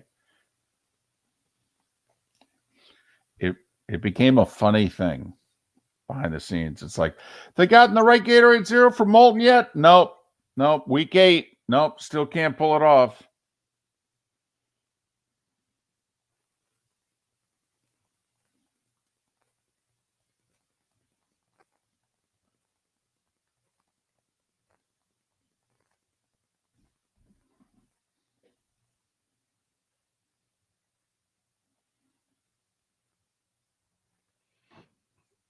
Apparently, Kruk did a whole inning on pierogies the other day when they were down 12-2 in a game.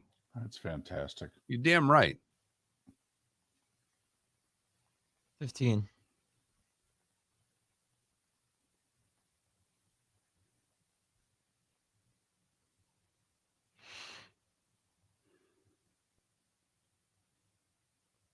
Here we go.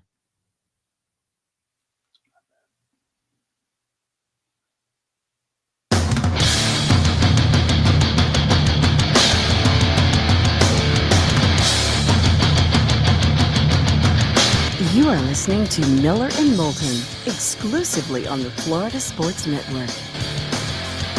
And now here's Mark Miller and David Moulton. It is the bonus hour of Miller and Moulton on this Tuesday where, well, if it's not a sweep, we're not interested. Nuggets sweep the Lakers. Heat with a chance to sweep the Celtics tonight. Panthers are up 3 spit on Carolina. Heck, even the Western Conference Final, Vegas up 2-0 on Dallas. The memo's been sent out. Whoever wins game 1, just keep on winning. Heat trying to finish it off tonight. Game 4 against the Celtics. And for the first time in the series, the Miami Heat are actually favored in a game. Unbelievable. By a whole 1.5. Might get up to 2.5 by tip. I am taking out a loan tonight on the Miami Heat. You've got to be kidding me. Who in their right mind thinks the Celtics are winning tonight? Come on. They're both going to be sweeps. The Nuggets are going to take out the Lakers in 4, and Miami's going to take out Boston in 4. This is done. You're telling me this is over? Yes. I'm telling you, we're not going to, after tonight, the next basketball game will be June 1st. There will be 9 days in between games. Yes. By the way, apparently, they're kicking around June 3rd for the Stanley Cup Finals. I'm sure it's the same situation. The dates are already set, are they not? Well, I got to admit, I don't understand this a little bit with the hockey. And bear with me. The finals are on TNT. This is not an ESPN year. I'm pretty sure I'm right about this. This is a Turner year. Mark, it's cable. I mean, there's not an original show that's running after Memorial Day. I don't believe. Hell, there's a writer's strike right now. I mean, basically, if the show wasn't done and in the can, you don't have it. So why couldn't they, let's just say Vegas takes care of Dallas in 4. They win tonight, they win Thursday. Panthers win Wednesday.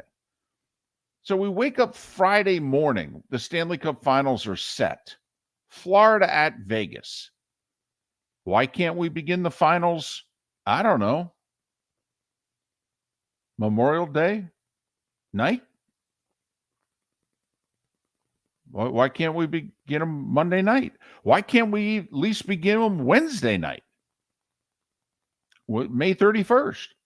I'm just trying to figure out what new league we can create to have a playoff between the end of the regular, or the end of these conference finals and the start of the finals in both sports, because we're going to have a week here. Yeah, no, Mark, I think you can create and have an entire spring football league season and playoffs in between when we're going to see hockey and basketball again at this rate. But I'm not kidding. I do think right now, the good news could be if the Panthers can take care of business, it could give Barkov damn near 2 weeks to get healthy. But the other thing is that the only thing that might get Bobrovsky out of this zone is the week and a half off. I mean, come on. I mean, you know, they want to play. Let's just say they sweep Carolina tomorrow. They want to play Saturday. They'll take 1 extra day off would be fine. They want to play Saturday. Sunday at the latest, they'd want to play the next series. Never mind if the next series actually, because you and I both think Dallas is going to make a series of this. They're at least going to send the series back to Vegas, we believe. But I mean, it could be an Hell, we'll eternity. see. Yeah, no, I know. The way this has been going. But I am taking out a small loan tonight on the Miami Heat. Absolutely. Come on. Really? How in the world? When they lose, does Joe Mazzulla just get up at the postgame presser and say, "This is my resignation to save them the time of firing me"? Because he's done. All right. I think Joe Mazzulla needs to put a stake in the ground if they lose tonight. Whether it's an 8-point loss or it's a 28-point loss. I think Mazzulla needs to basically do something publicly to campaign that he should remain as the coach. I don't think he should just come out and say, well, we got outcoached, we got outplayed, blah, blah, blah, blah, blah.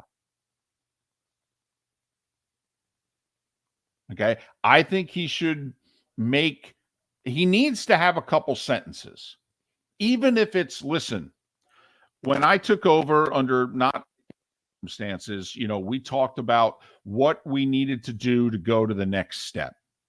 Well, clearly, I think we made the wrong decisions. Okay. We altered the fabric of what we were, and it has come back to bite us. We were a little too inconsistent this year.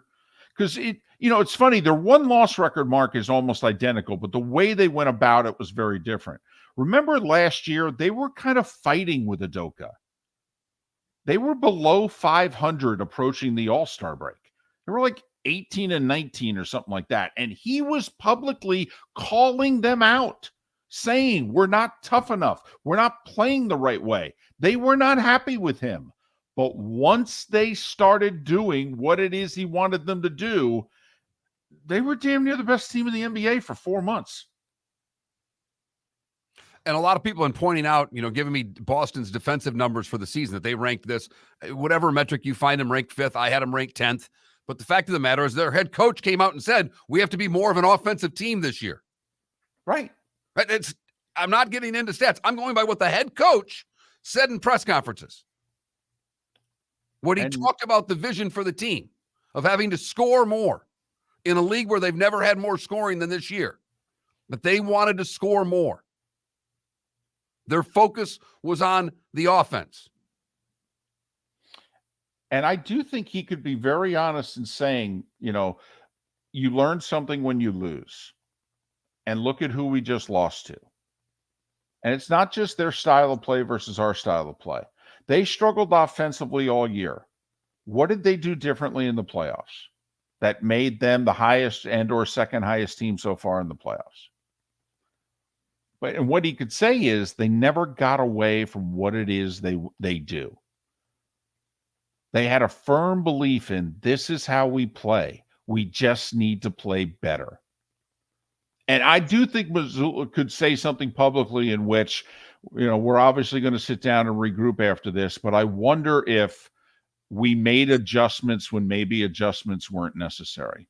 Maybe we just needed to, we upgraded our roster, and maybe we just needed to keep doing what we were doing with players who were young and improving and a couple of key additions. Be prepared for the Heat to disappear from the media's eye at a national level after today's game. Because all that will be talked about is Boston crumbling for a week, or at least up until the point when Mazzulla gets fired. That's all we're going to hear about is LeBron's retirement and what went wrong with the Celtics. I happened to have the 4-Letter Network on yesterday and watched one of their shows. And the question was asked, what percentage do because they brought up the 3% chance that Miami had to win the series or game 3 or whatever the hell it was out of the well, I think it was to sweep, right? Is that the 3% for the Heat to sweep the Celtics? No, it was before the series, game 1. The experts at ESPN gave the Heat a 3% chance to win. Well, they're simulator, not the experts. They're whatever. Right. They're BPI or whatever it is.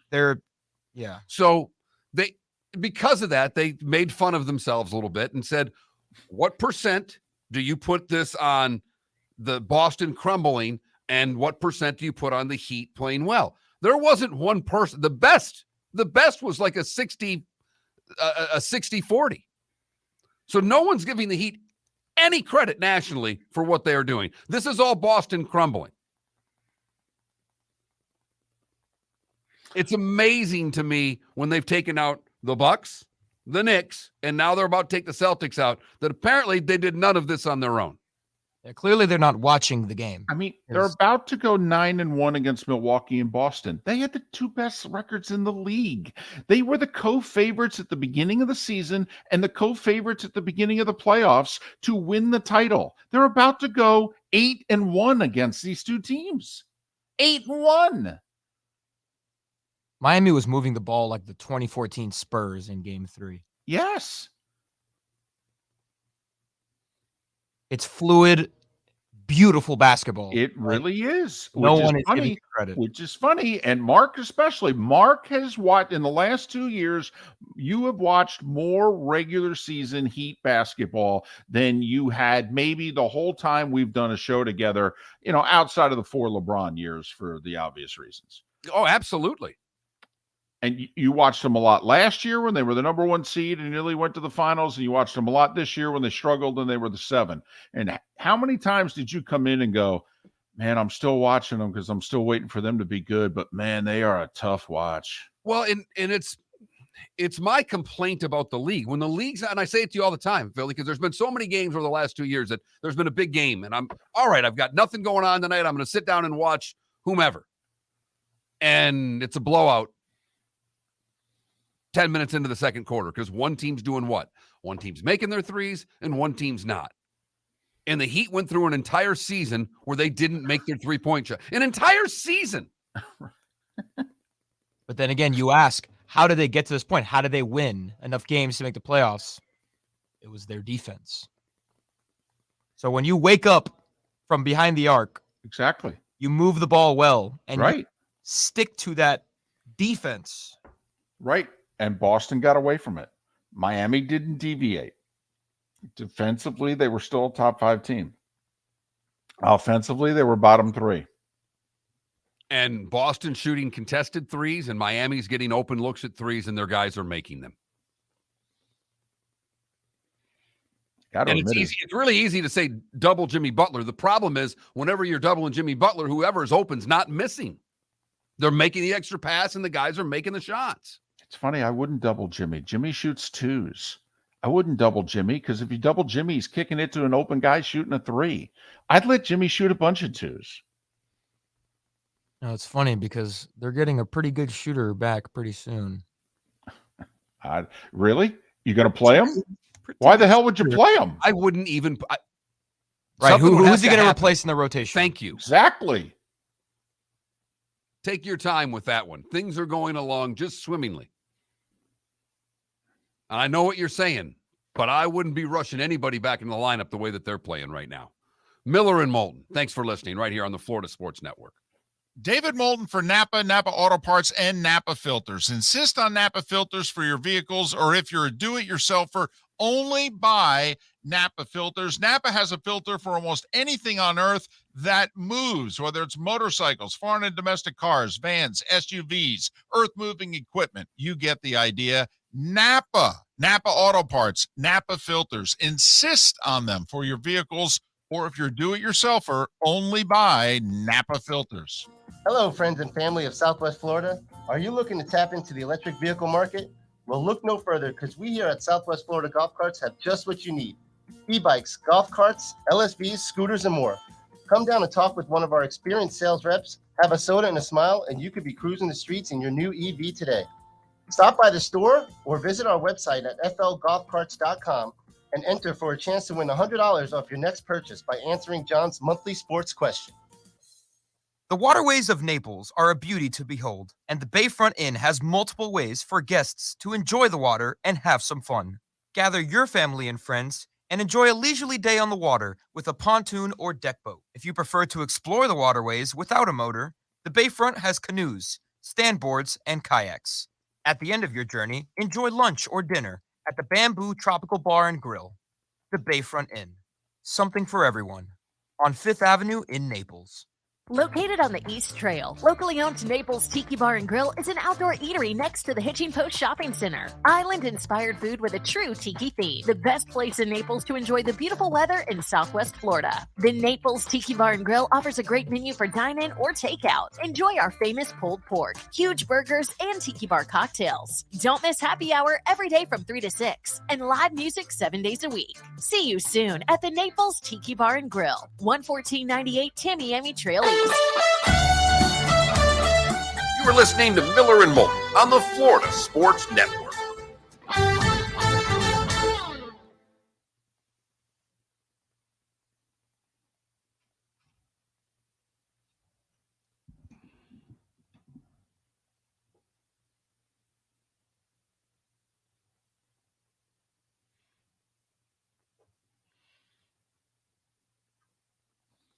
If you're Saquon Barkley, how can you keep saying no to the Giants? Austin Eckler, who's in your area code, not quite as good as you, but he's a top 10 running back in the league, wouldn't you say? Oh, 100%. You know, if Barkley's considered top 3 when healthy, Eckler's what, top 7? Top 5. Okay. I mean, and if he can only get an extra $2 million in incentives, which he should be able to reach if he stays healthy, added to his deal, so he goes from 6.4 to like 8.5 million this year, and then he becomes a free agent at 28. I mean, if you're Barkley, how can you keep turning down the Giants when reportedly they've offered you up to $14 million a year? bad advice, David. Oh my God. They've offered to make him, apparently without question, the 3rd highest paid running back in the league. Behind who? McCaffrey, and I don't know who the other one is. But it ain't Derrick Henry, by the way. The Giants have put more money on the table than what Henry makes. And I don't know, maybe Zeke was one of the two, and now he's no longer. Now he's off the list, right? But my understanding was that it's McCaffrey and somebody else. Kamara. $15 million. I've offered to make him. I mean, if I'm the Giants, I'm actually starting to go the other way. Like, Saquon, I don't know what to tell you. Okay. A month from now, we're going to take $500,000 a year off this. Seriously. We're starting to get pissed off. Are you not paying attention? You ain't going to get this from anybody else, by the way. You can go have a monster flipping year this year. You are not going to get a team to offer you $14 million a year. I mean, there's a part of me, like, if I'm the Giants, I'm like, I'd send Saquon to Minnesota for Dalvin Cook. Or I'd go acquire Dalvin Cook. I'll bet you Dalvin Cook would take a couple million less than what I'm offering you.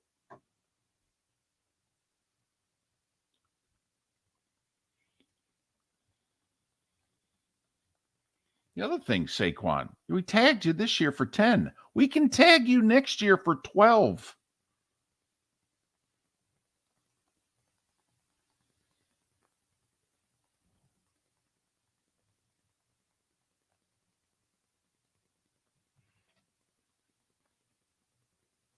I mean, running backs can't even get second contracts anymore. And the Giants are offering him a second contract that makes him the 3rd highest paid guy at the position.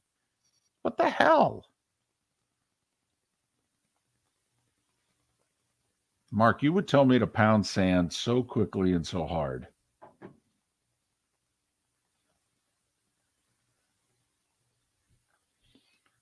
I know, Logic Man. That's another thing. The Giants could look at his agent and go, dude.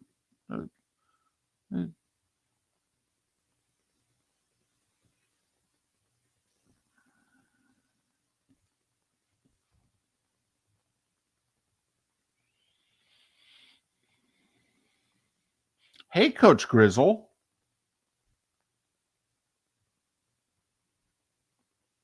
What's up, Coach? Look at you, Canada Relief. Can't spell the word heart without heat. That's true.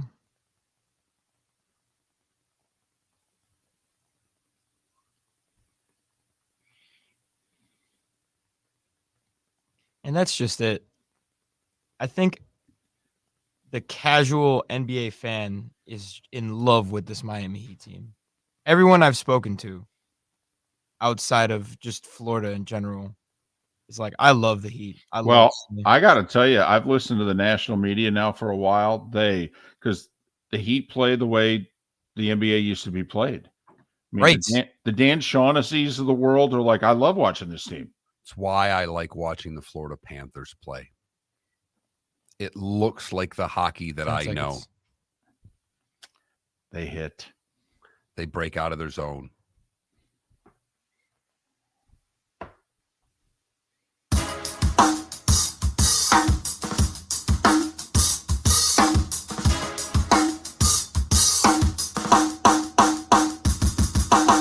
Welcome back to Miller and Moulton, only on the Florida Sports Network.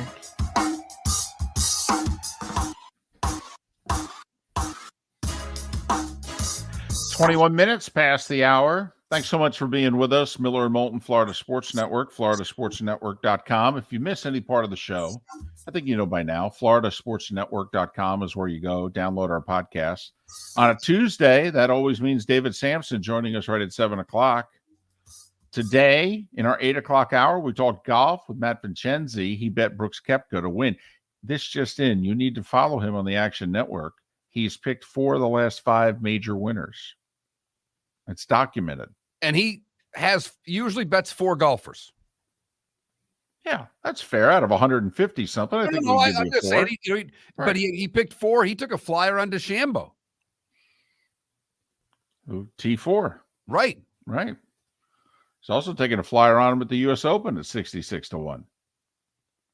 So, and we talked hockey with John Forsland about 40 minutes ago. Great to catch up with the guy that we think's the best play-by-player in hockey these days. He's calling the Panthers-Kane series on radio, and that sucker could end tomorrow. It's a hell of a point he made. It's a lot easier to do playoff overtime hockey on television than it is on radio. Because it can be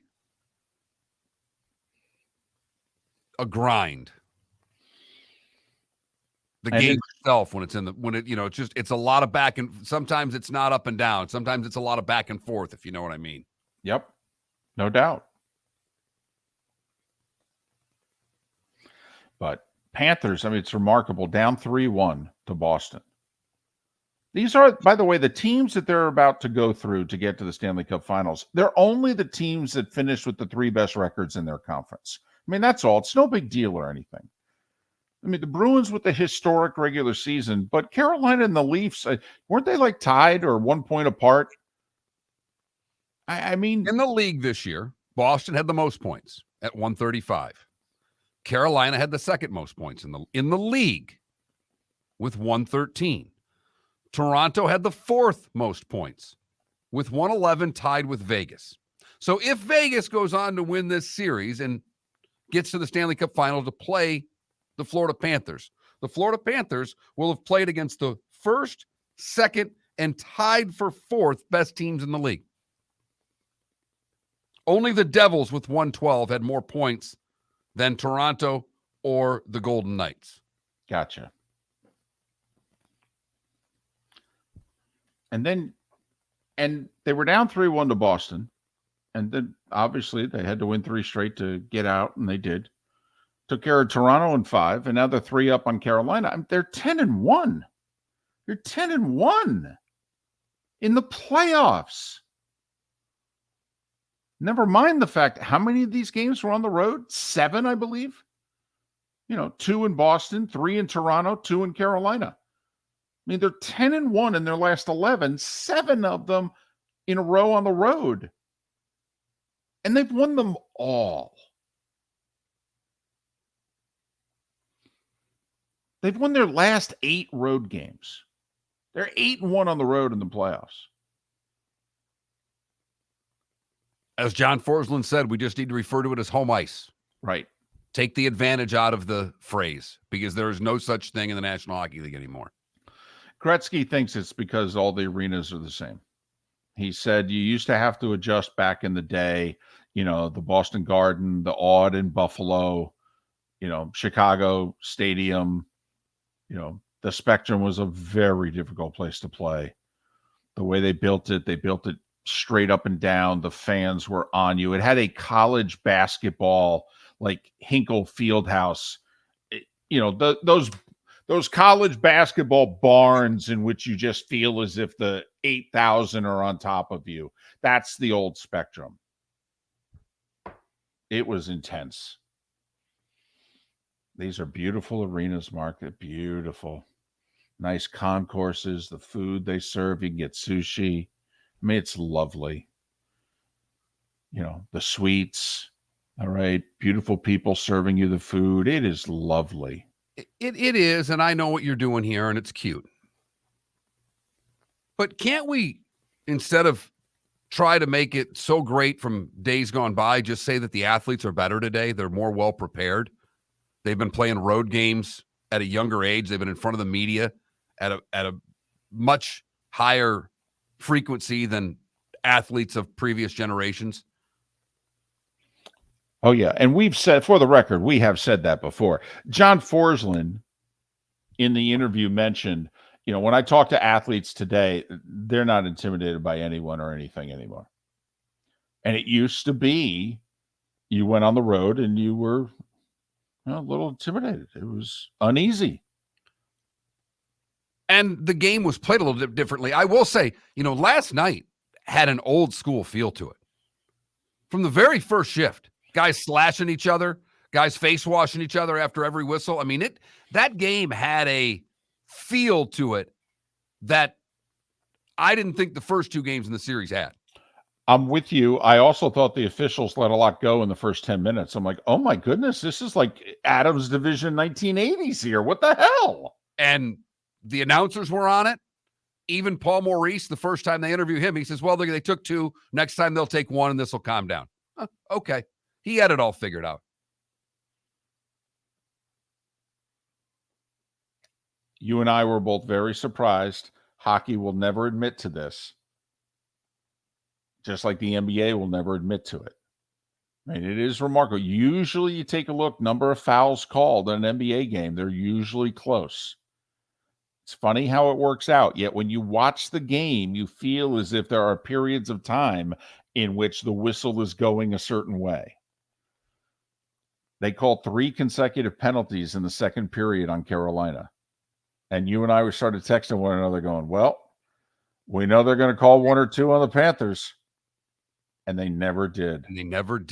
And a Panthers player catches a Carolina player with a high stick in the final 2.5 minutes. 2.5 minutes of the game with the goaltender pulled. They would have had a 6-on-4 Carolina would have had to try to get the tying goal.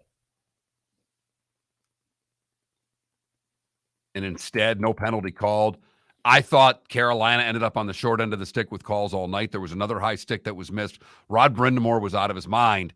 And this is a little bit, I said before the series, I thought that Florida had an advantage in coaching. Brindamore's lost his cool last night. Brindamore was beside himself. Rightly so. I have to admit, I don't blame him.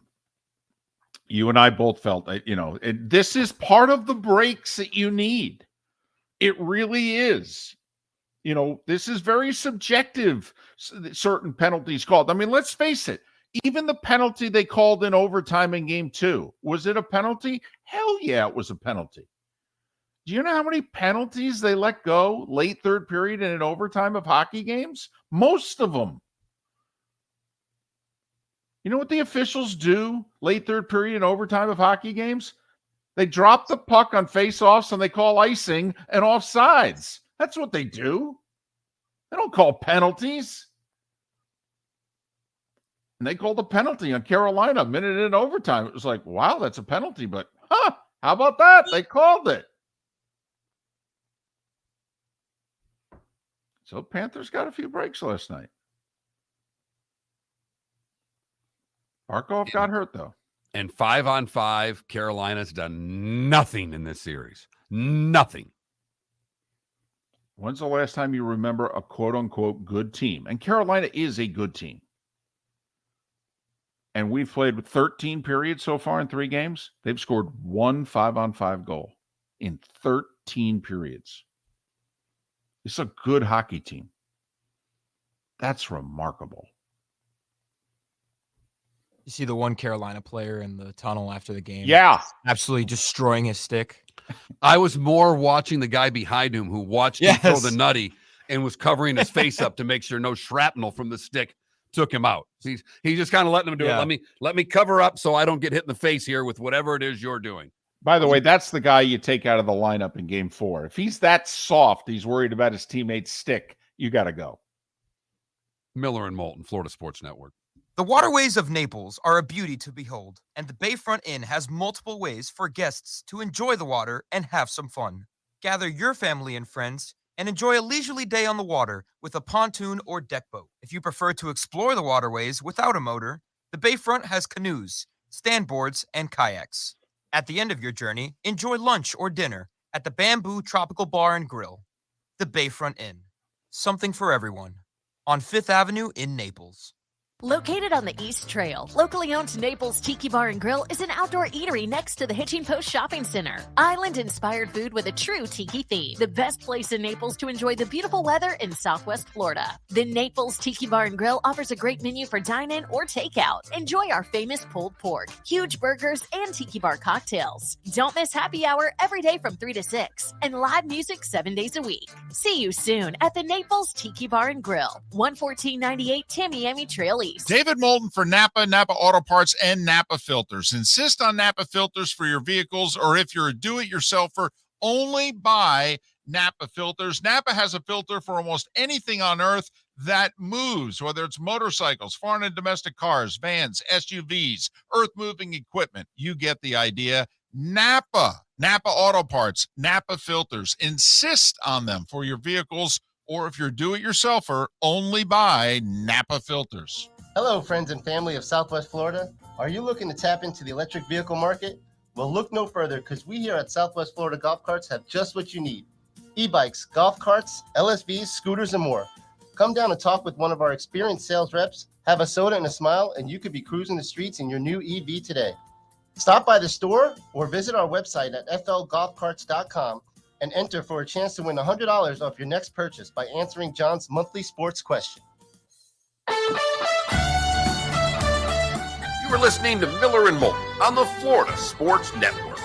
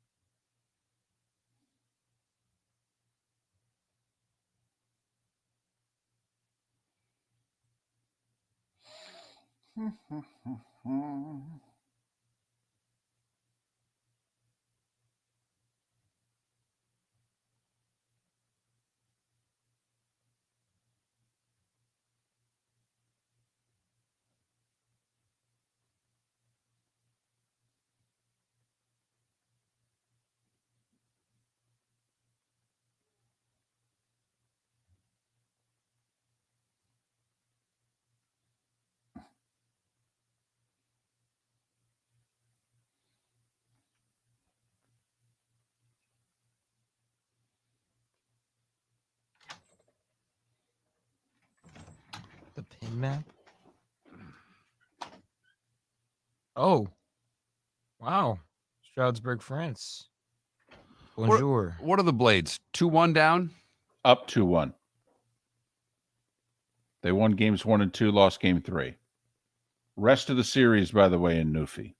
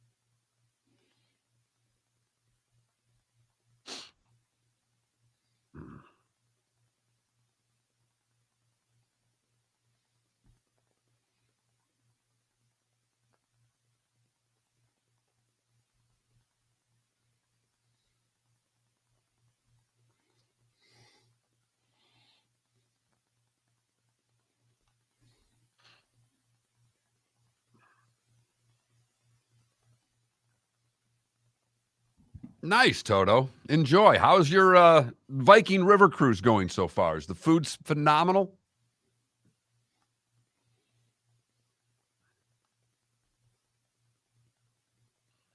Is it a bunch of stuffy old people, or are there some partiers on this cruise? That's what I want to know.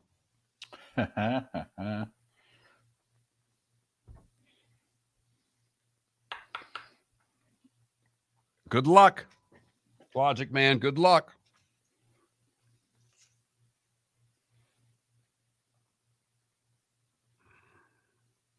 Who's his interview with? I thought it was LCEC. Well, good luck, man. 30 seconds. Excellent, stuffy old people. Here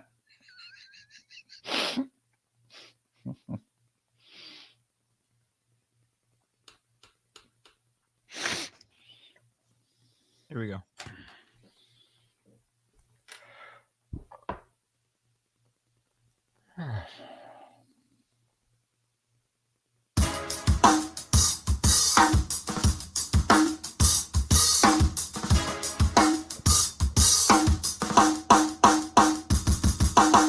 Welcome back to Miller and Moulton, only on the Florida Sports Network.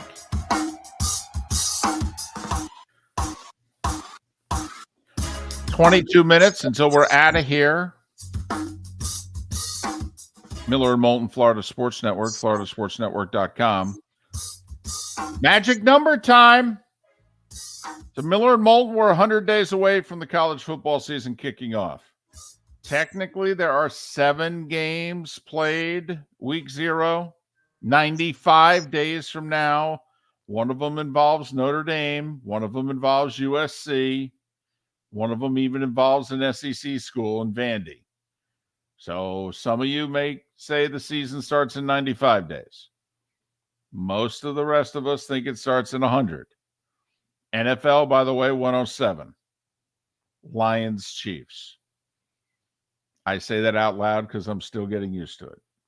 And Mark shakes his head every time I do. Like, I can't believe the NFL did that. What were they thinking? This is the dumbest thing since they wanted to move the draft to Thursdays, Fridays, and Saturdays. I hope they're right. I hope all these network executives are a lot smarter than we are, but they are putting faith in a team that there is not meant to put faith into. That's all. I think they're putting faith in Patrick Mahomes and the Chiefs. Yeah, but if it's 87-2, it's not a good game. They don't want blowouts. I think they're counting on the fact that people haven't seen a game in over 30 weeks and they'll watch anything. Okay. They don't usually do this, though, with the first game. That's true. You have to admit, they try to give us a marquee game, 2 marquee teams every damn year. What is marquee about the Detroit Lions? What? Give me something. We're surprised that they didn't make one adjustment. The Dolphins and the Chiefs are playing in Europe, correct? Yes. Put that game as the opener. Move the Lions and the Chiefs to Europe. That's all. That's all we're talking about. Just didn't make any sense to me. So, goes to show you they view their European fans more than they value the rest of us. It's time for someone to take back this segment, if for no other reason than to stop David from talking about Meghan and Harry. Here's Mark Miller with Today Was the Day When. 1785. Benjamin Franklin announces his invention of bifocals. 1845, the NYPD is formed, replacing an old night watch system. 1873, today was the first Preakness, David. Survivor, your winner in 243. 243? Man, that took forever. Today in 1934, Bonnie and Clyde were gunned down in a police ambush in Louisiana. 1963, NBC purchases the 1963 AFL Championship TV rights for $926,000. 63, was that Bills Chargers? I don't know. I just say, Jack Kemp and the Bills, and they're buying it today for a season that hasn't started yet. Well, then 110 million for a wild card game. We're going to put it on streaming. That we're going to put on a network, and we only had 3 of them. We didn't even pay $1 million. Today in 69, The Who released the rock opera Tommy. Today in 1980, The Shining, the movie version, is released. Here's Johnny. Still plays. That's a good movie. In 81, Wilfred Benitez becomes the youngest 3-division world champion in boxing history by winning the super welterweight belt. I just bring that up because at 22, he was a badass. Today in 84, a couple of things. One, the Tigers win their AL record-tying 16th straight road game. And the crime epic film Once Upon a Time in America was released today. James Woods, Robert De Niro. About 6 hours long, but terrific. In 2000, Eminem releases the Marshall Mathers LP. I did okay. It did. 2013, Patty Waugh named head coach of the Avalanche. 2018, the NFL owners approve a new national anthem policy whereby players are required to stand if they choose to be on the field for pregame presentations. You remember when that was a thing? Like a really big thing? Like presidential election stuff and everything. And it was 2 years ago today that Phil Mickelson becomes the oldest major winner in history, winning the PGA at Kiowa ahead of Brooks Koepka. That last hole was glorious. How long ago does that seem? Man, does that seem like a long time ago now. Liv didn't even exist. I don't even know if there were memos about it. I don't even know if it was an idea.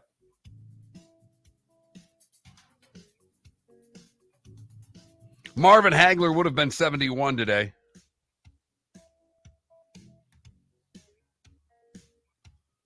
Buck Showalter, 77. No. 67, I'm sorry. Drew Carey and Mitch Albom are 65. Jewel is 49, as is Ken Jennings. Morgan Pressel is 35, and Aaron Donald's 32. How old's Ken Jennings? 49. He looks pretty young, doesn't he? He does.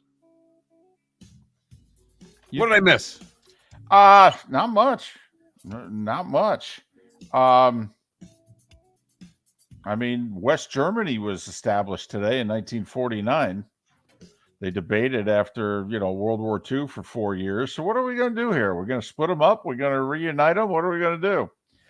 And the one side's 1949 said, you know what? We're sick of dealing with the other guys. We're going to do our own thing. Oh, okay. So that lasted for what, about 40 years?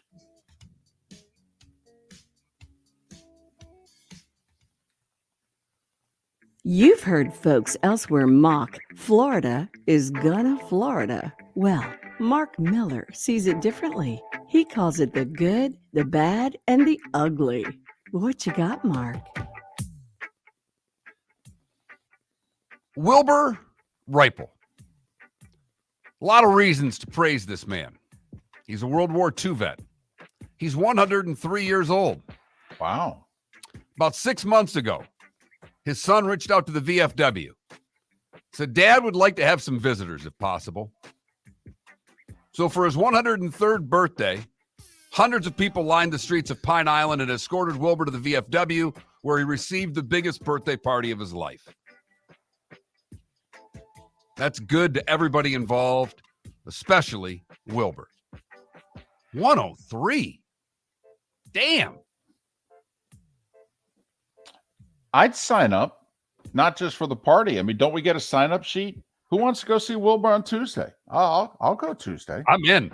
Yeah. Wouldn't you then say, well, I'll do Wednesday? I'd like to just sit down and talk to Wilbur for a little Totally. bit. No, seriously. No, I'm not joking. Yeah, absolutely. Sign me up. We could do this every day. Have one or two of us stop by. Sure. That What could time? be good for about a month. Yeah. What's his visiting hours? David, talk to Wilbur. Yeah. I mean, when does he want us? He want us breakfast, lunch? What does he want? Does he want to eat by himself? He wants to talk to us in between. Let whatever Wilbur wants, man. I'm telling you, we'll sign up. And I don't just mean Miller and Moulton. I'll bet you hundreds of people would sign up. I agree with that. We go to Volusia County where a 30-year-old man drove his vehicle onto the sidewalk, chasing children, nearly striking them. Apparently, he didn't like the fact that the kids were in the street. So he drove his car up on the sidewalk and tried to track them and chase them down. Fortunately, police came and the man was arrested. You would think that would be the ugly. Yes. And it probably should have been. But this story's got a little more pizzazz to it. For the ugly, we go to Cape Coral, where Jarrell Winfrey just wanted to go home, David. He was out drinking, got an Uber, did the right thing. He had a pizza in his hand in that Uber, David. And then he got to the community gate, where things became a little more troublesome. Repeated attempts at the gate code were unsuccessful. He tried to contact his roommates multiple times with no luck. At this point, the Uber driver just wanted him out of the car, and he wouldn't leave the car. So the Uber driver had to call the police. When police arrived, he was still there with his pizza, got out of the Uber, and began ranting and raving around. And then he decided, when he couldn't get into his place, to spit in the officer's face. Why? They're there to help you. It was at that point that he and his pizza were taken into custody. And he mentioned this to the pizza. You think about how he could have handled it. Could have offered everybody a slice. Exactly. Sorry to inconvenience you. Here, Ossifer. I've been drinking, but I took an Uber. I got cheese on one side and the meat on the other. What do you want? Hey, can you help me? I'm just trying to get home. That is the good, the bad, and the ugly on today, May the 23rd, 2023. I mean, I could take out my wallet, but nobody has one of those anymore except David Moulton. I could show you my driver's license. I'm not trying to break in anywhere. Just trying to go home. Ossifer. Felipe, you've never been with somebody who called them Ossifer? No, I know, but I thought you said it by I thought you made a No, mistake. no. That's intentional. I know. Then I realized. Yeah. Come on, Ossifer. I'm a nice guy. I pay my taxes. You want a slice? I love the guys in blue. Just want to get home. Rays continue to host the Jays. Tell you what, the Toronto manager's got a chance to get fired here. I'm being serious. He went 1-6 last week against the Yankees and Orioles, and now he's in St. Pete and he lost the first game. In this division, the amount of money they spent on this team, they've gone from like tied to second to last in a week. I'm telling you, if this series doesn't turn around, this manager's got a chance, Mark, to get fired before Friday. I'm just saying. Rays are minus 125 tonight at 640. Bradley on the hill for the Rays. Marlins are a slight favorite in Colorado at 840. They've lost 3 or 4, I think it is. So Marlins. And Perez, the young stud, throwing for the Marlins tonight. Marlins trying to get back over 500. I will say Orioles-Yankees in the Bronx start a 3-game series tonight. Garrett Cole on the hill for the Yankees. He's 5-0, and the Yankees are big favorites at minus 170. You can get the Orioles and, plus 150 or greater. That ain't bad. It is against Cole, however. I understand, but, the Rays have hit him pretty good twice. Aren't the Orioles second best team in baseball? Yes. Right now, record-wise? Yes. I'm just saying. Obviously, Heat can sweep tonight. 8:30 TNT. They're a 1.5-point favorite. Expect that to go up by a half or a full point by the time they tip. Go to your local banking person over the next 10.5 hours. Take out a personal loan, a small business loan, whatever you have to do, and put it on the Heat tonight.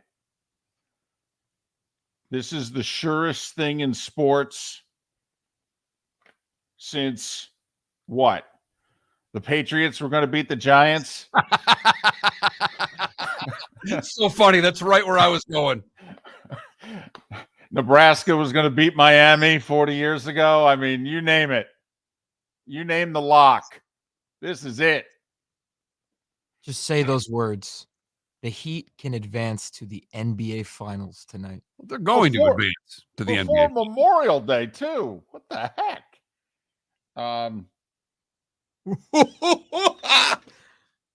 4-letter network, 8 o'clock, Vegas and Dallas.